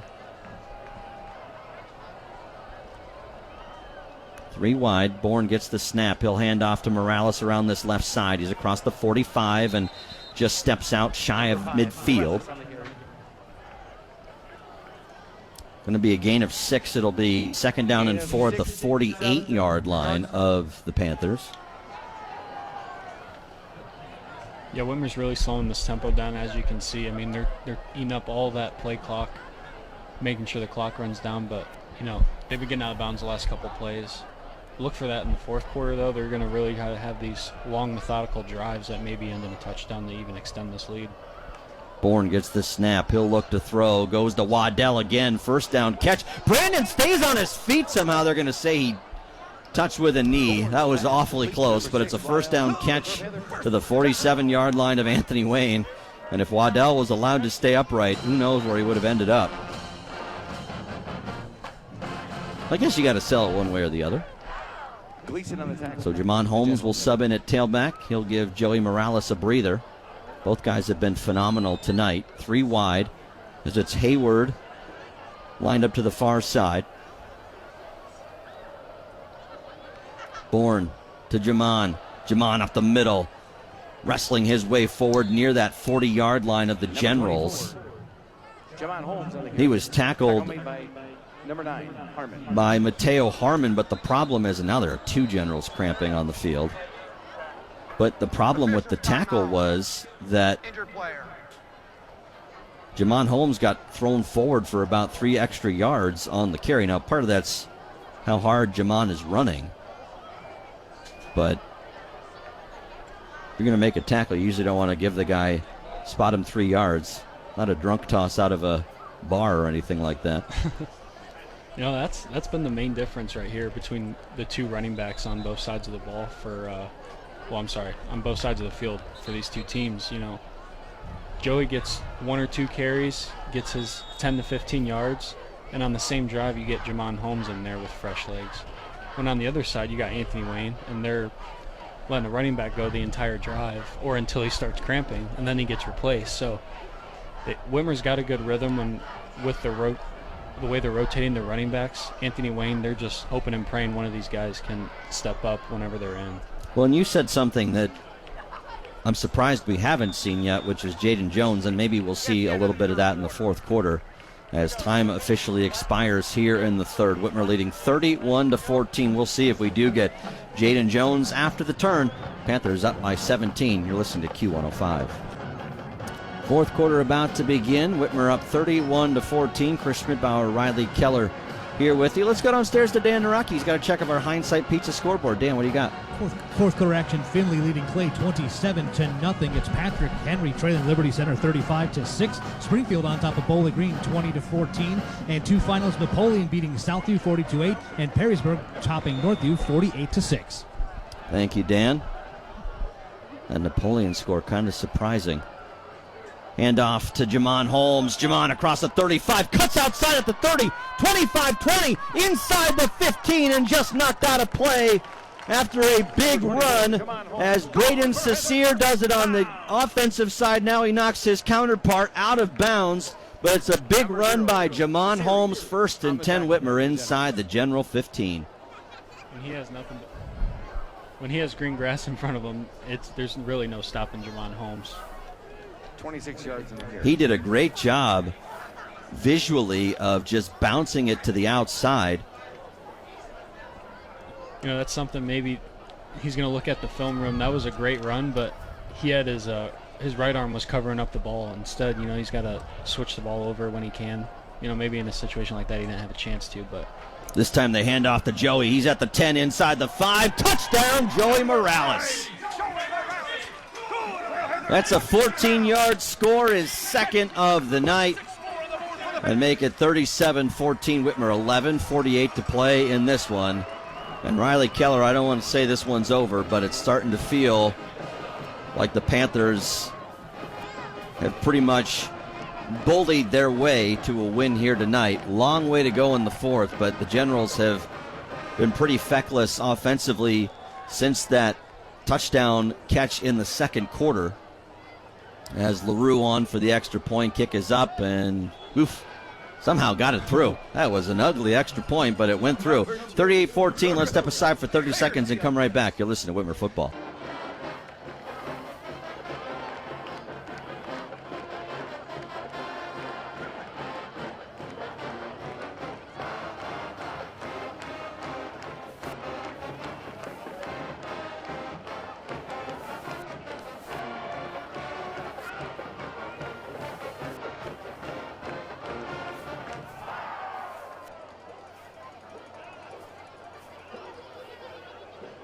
A 14-yard touchdown run from Joey Morales as the Panthers up 38-14 now. 11:48 to go in the ball game. Stay tuned for the Howell Properties LLC Panther postgame show. We'll give you stats from tonight's game, scores from around the area, and then, of course, a preview of next week's game. Panthers on the road in Sylvania next Friday night. They will take on the Wildcats of Northview. Get a chance to go to Northview since they've redone those home stands, put a new press box up. As Brody Rowland to kick it away. McLaughlin and Donowa back deep to return this kick. Rowland angles it. It's going to be taken by Donowa at the 5. Donowa across the 10. He's at the 15, at the 20, and going to be met by a host of Panthers who wrestle him down at the 23. Brock Duvall right there, as was Chris Simmons. Going to be 1st and 10 Generals. Backed up inside their own 25.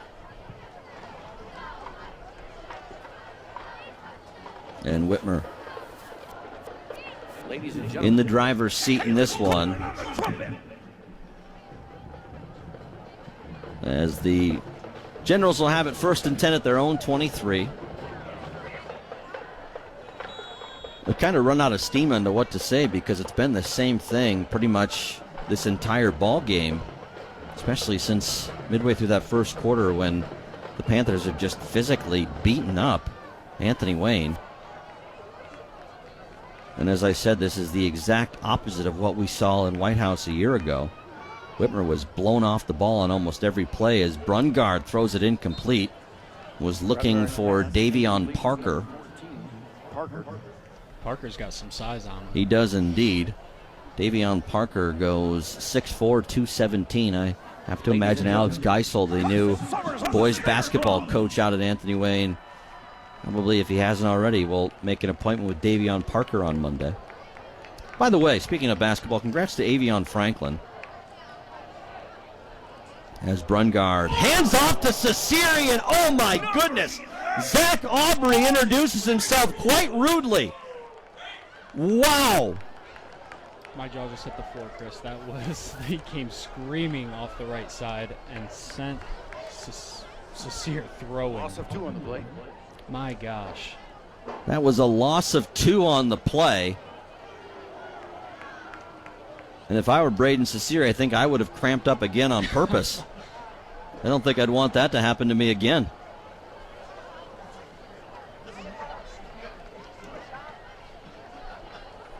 So 3rd down and 12, trips to the left side. Brungard looks to throw. Throws out wide, has a man open at the 30-yard line, and that's a first down catch by Cam Miller across the 35. Good job by Miller to come back, and now he is cramping up again. These guys are just struggling here late in this ball game. It's a lot of plays that they've been on the field for tonight, and Miller's going to have to come off. So 1st and 10. What I was saying again, congrats to Avion Franklin, new basketball coach here at Whitmer.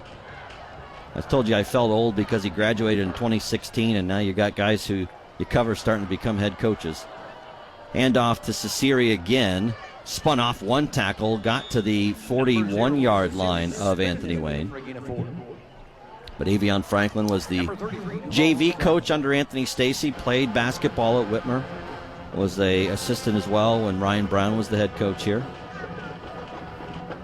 Yeah, I had the pleasure of playing with Avion my freshman year of high school. Being on the varsity team, it was kind of a new thing for me going into high school, and Avion did a great job leading that basketball team in 2016, 2017. We didn't have too many seniors, but he was one of the guys that really led us when we needed it, and can't imagine what he's going to do with the team this year. Screen pass was absolutely airmailed as Mason Taylor was nowhere near catching that football. Brungard tried to fade away and throw it off his back foot. So it's going to bring up a 3rd down and 6 at the 41-yard line of Anthony Wayne. 9:46 to play in the ball game.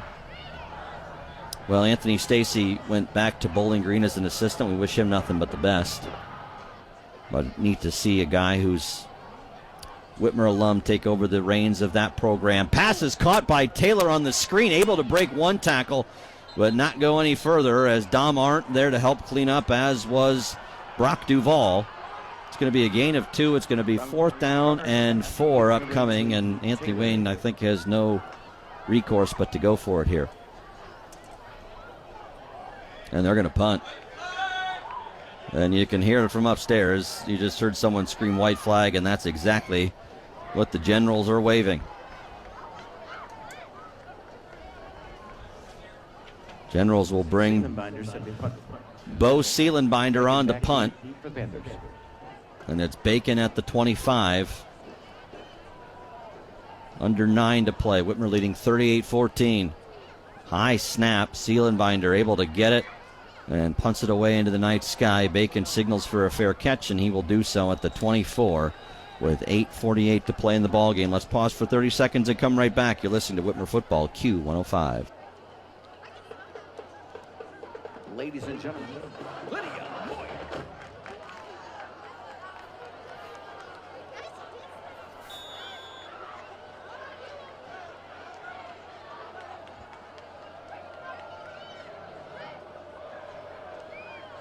Carter Bourne hands off to Joey Morales, who's across the 25 to the 30 and taken down as he raced across the 35 of the Panthers for a 1st down carry. And this has been physically dominant. Jamon Holmes will come on. And I hope we get to see some of Jaden Jones here before the end of the night. I have to think we're going to get into that territory here soon. One of those guys who just has been a consummate teammate. Justin Keller told me, and I asked, how hard has it been to get these backs all involved and make sure that everybody kind of eats when you've got this much talent as Jamon Holmes on the carry. He will get across the 40 to the 42 before he is stalemated there. But he said the beautiful thing has been the fact that guys have rooted each other on. He said when last week when Jaden Jones hadn't scored yet, because we've got another General down due to cramping, but he said when Jaden hadn't scored yet this season, Joey Morales was the first guy to come over to the sidelines and tell Justin Keller to let Jaden go in for his carries because he wanted to see Jaden score. Jamon and Joey celebrated harder than anybody when Jaden scored last week, able to put in 2 touchdowns. That's always great to see from your seniors and your older guys that have been in the program for a while. It's always a question, in the summer, you're not sure how the season's going to play out, who's going to be getting the ball, but with the way it's played out, you're questioning, are guys still trusting the coaches and what they're doing with the system? And they've been doing it right, and the players doing a great job keeping everyone involved. Waddell on an end-around carry got close to the first down. It's going to be 3rd down and inches as Jamon Holmes wisely came over and told Mark Hayes to knock it off. Jamon, they're going to give Waddell the first down carry, so they will mark it at the 46. They said it was enough to move the sticks. As Holmes will stay on his tailback. Carter Bourne in this offense hung 38 tonight, looking for more. It was a 27-3 loss by the Panthers last year. As they will go to Jamon. Jamon able to get away from one tackler. Good job by Anthony Wayne to rally to the football. 2 players got in the backfield. That was Jathan Volts. Number 6. And number 7, that's Gunnar Hansen, a defensive end. Hansen's name we haven't said a whole heck of a lot tonight. So it'll be 2nd down and 10 there. As Joey Morales back on. You wonder if maybe Jaden Jones isn't 100% healthy, because normally at this point you would think that Justin Keller, he has a lot of affinity for Jaden Jones. Would have been on the field already, but we'll see. Hand off to Morales. Joey off the right side across midfield. Joey lowers the shoulder. Another terrific first down carry. Joey has to be over 125, maybe even close to 150, as we've got a flag in at the end of the play. And with the way Anthony Wayne's acting, they think it's on them, I believe.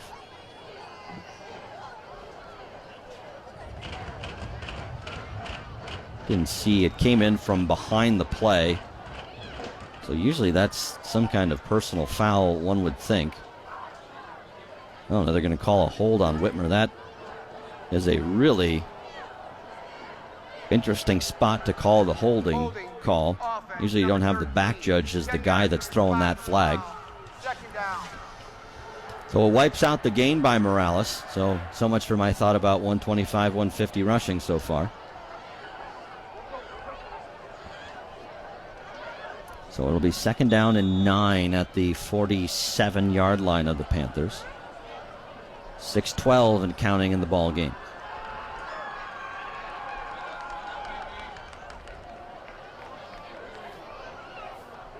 Three wide receivers, twins here to the near side.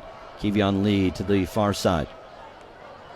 Carter Bourne, play action fake, looks to throw, steps up, has some space to run. Now he's got Potts wide open across the 30, 25-20. Potts inside the 15, down to the 10, still fighting inside the 5, and 1st and goal, Whitmer.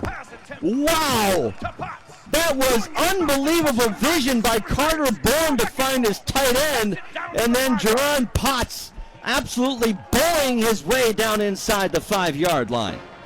What made that such a great pass is he was rolling to his left, and as a right-handed quarterback, that's one of the hardest throws you can make, not to mention it was almost the same situation earlier where Potts was in the end zone wide open, but this time he was on the sideline and had about 40 yards of green grass, and he sure did make it count on that one.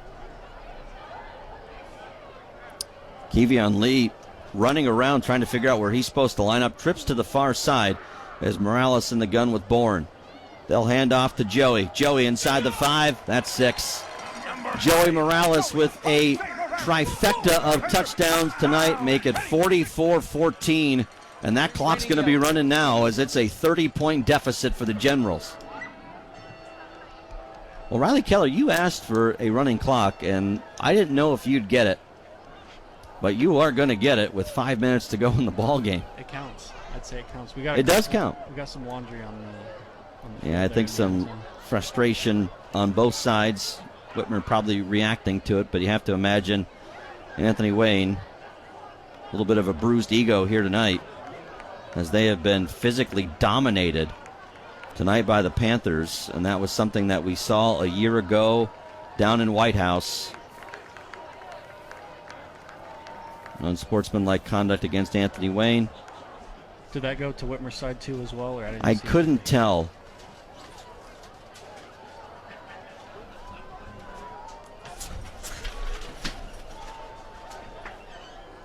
So we'll see what exactly happens. Tyler Bitts was pretty excited, I think, as he walked past. Almost took out the door here in the press box. Touchdown. I got a dead ball. Unsportsmanlike conduct. 0, Anthony Wayne. It was just against Anthony Wayne. That was against Braden Ciceri. Oh, no, it was also on Whitmer, so they're offsetting. Hayward and Ciceri, but they're offset.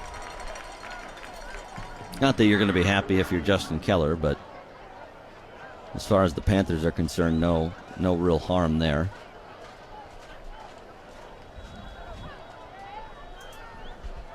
So LaRue on for the extra point. Snap back, hold down. LaRue's extra point straight and true. 5 minutes even to play in this one. We're going to step aside for 30 seconds and come right back. You're listening to Whitmer Football, Q105.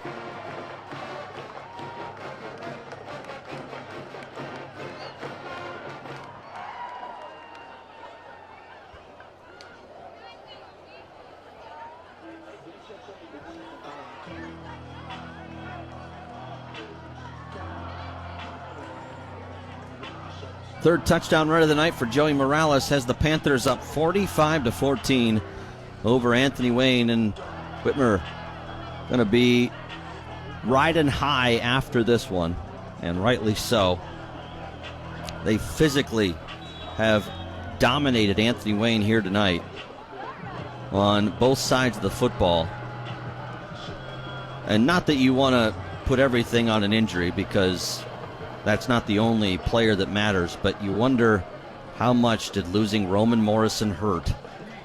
As Roland boots it, Donowa will take it at the 3. Donowa across the 10. He'll bring it across the field towards the 15. He's at the 20, on the 25, make it 30. Down the sideline, Eli Donowa may go for a touchdown. He's inside the 30 and finally caught from behind at the 20-yard line, and there are no flags on that play. Good. Rolly rolling with the second tackle of the day, by the way. I don't think he'll be shooting arrows after that one. As going to be great field position. And Brody Rowland, I think, a little shaken up there.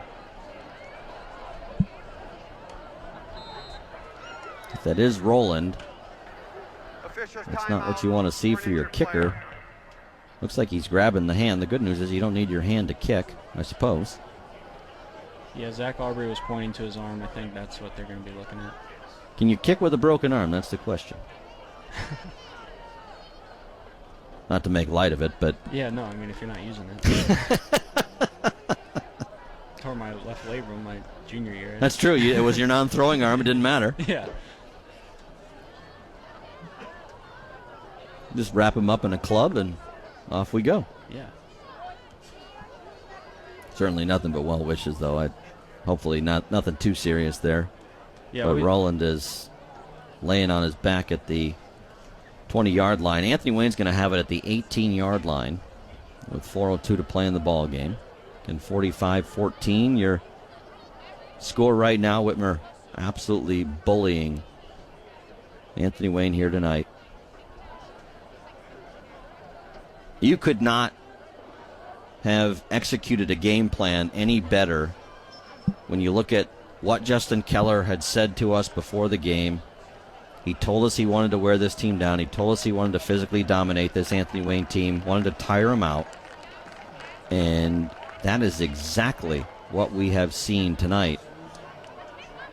And in so many ways, when you look at how this team responded after that King loss, they took care of business against those Cardinal Division teams, but you come back here tonight, this was the one where we knew a lot of people were going to be paying attention. Could you avenge that loss from a year ago? And they will indeed do that here tonight as Brungard with 3 wide receivers. All at the 18-yard line of Whitmer. Brungard back to pass. Steps up in the pocket, throws over the middle. Caught. Nice catch by the big guy, Davion Parker. Not sure why that guy hasn't been on the field more tonight. He's a big target. Ball goes to the 3-yard line. It's going to be 1st and goal. Generals there. Some fresh faces in from that backup defense right now. As Brungard looking to salvage what has been a rough night at the office with at least getting 6 on the board and make it look a little more respectable. Brungard will keep it himself, throws low. He was getting pressure in his face Brungard's pass. as it was Garrick Rodabaugh who was applying pressure. So it'll be 2nd down and goal from the 3. Clock inside of 3 minutes. Stay tuned for the Howell Properties LLC Panther postgame show. Riley and I with stats, scores, and a check of what we will expect to see next week as Whitmer on the road in Sylvania. They'll take on the Northview Wildcats, who have struggled this year.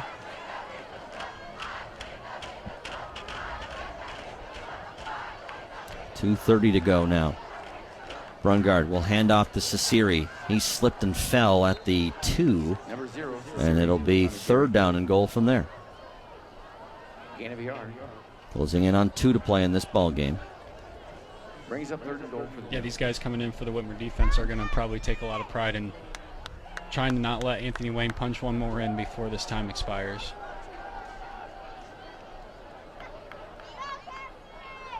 Hand off to Cesiri again. Slipped and fell again at the 2. Tried to cut and just lost Cesiri on the carry. any traction. Just like that, we're in 4th down already. No gain. So no gain officially on the play. It'll be 4th and goal 4th and goal from the at the 3. Not that you want to take anything away from the Whitmer defense, but looks like someone oiled the lanes over there that Cesiri was trying to run through. See if Anthony Wayne can punch it in with 1:25 to go. And a timeout taken by Andy Brungard with 1:23 to play, and I don't blame him. He wants this to look as respectable as possible and try and salvage something going into next week. Anthony Wayne's going to be at home against Clay next Friday night. So they will have the Eagles. Eagles, of course, jumped from the Cardinal division to the Buckeye division this year, swapped with Springfield.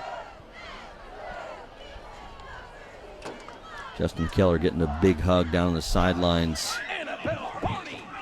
from some of the coaches, because this is a signature win for Coach Keller here tonight, and not just a win, but an absolutely butt-kicking here tonight on the home field.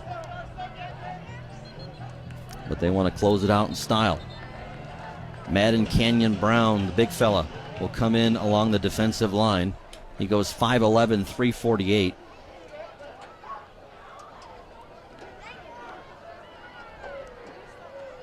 Brungard off the field at this point in time. Looks like it's going to be a Wildcat play.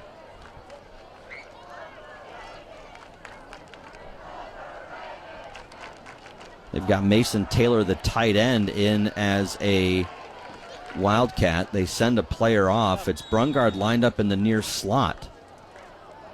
So Taylor, direct carry, and he will get in for 6. Took a page out of James Franklin's book at Penn State last year. Remember, they used the tight end multiple times in 4th down and short opportunities. So 45-20 now with 1:15 to play. You do wonder, Riley, if you got guys that are that big, and I don't know why James Franklin, of all people, was the one to crack the code first, but why more people don't have athletic tight ends be your Wildcat quarterback on 4th down. Yeah, it's definitely a position that a lot of coaches, might pass by and not look at as a position where you can kind of move them wherever you want on offense. I know when I was at Bowling Green, Scott Loeffler was the head coach at the time. He took great pride in recruiting those tight ends because that's the strength of your offense, really. When you go out in the formation, you set your strength to the tight end, and if you can put your tight end in the backfield or in a wing set, you can really throw defense off. Seelenbinder's extra point is good, makes it 45-21, but you think about wanting to get your tight end involved, and to be fair, Jerron Potts is not quite the size of Mason Taylor, but certainly if I were coaching that Anthony Wayne team, Porter Brungard is 6'1", 180. Mason Taylor is listed at 6'3", 225. I think I know who I'm going with in 4th and short situations, especially if you're going to be hesitant to run your quarterback. That was something we thought we'd see a little bit more of tonight. Now, we talked about it off the air, but Andy Brungard was saying that they are thin at quarterback. Their backup quarterback is Jathan Volz, who plays in the slot and also a linebacker, and I don't think is much of a thrower, although they did try a pass earlier in the game with him that didn't work. As Seelenbinder will kick it away.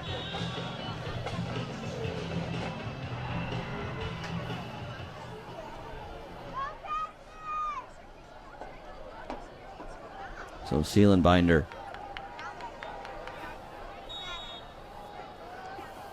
ready to boot this one. Just one guy back to return this kickoff.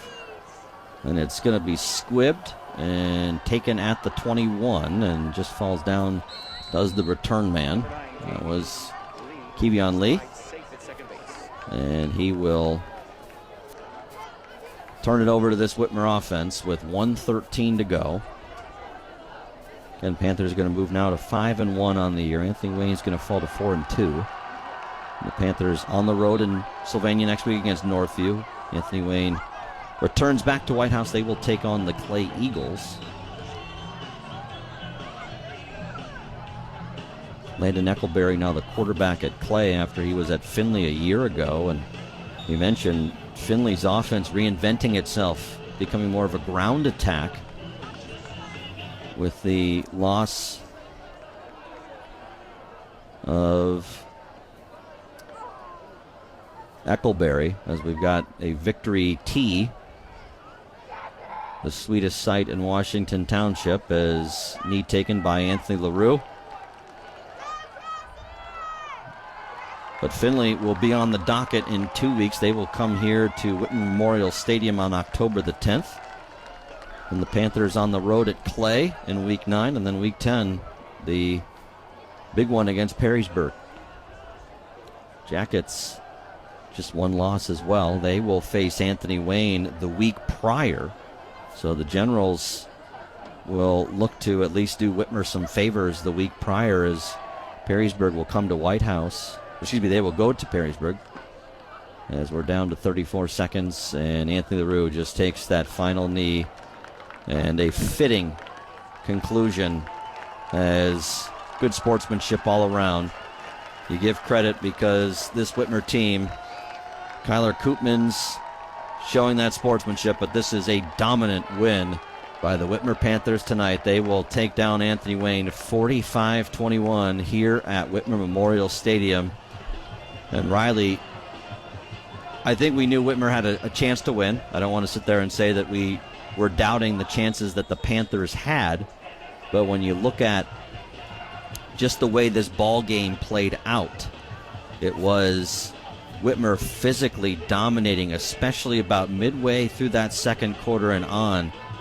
And this is maybe the most physical performance we have seen from Whitmer so far this year. Justin Keller telling us last week that it was maybe the most complete performance. Tonight, I would say, was probably the most physically dominating game that the Panthers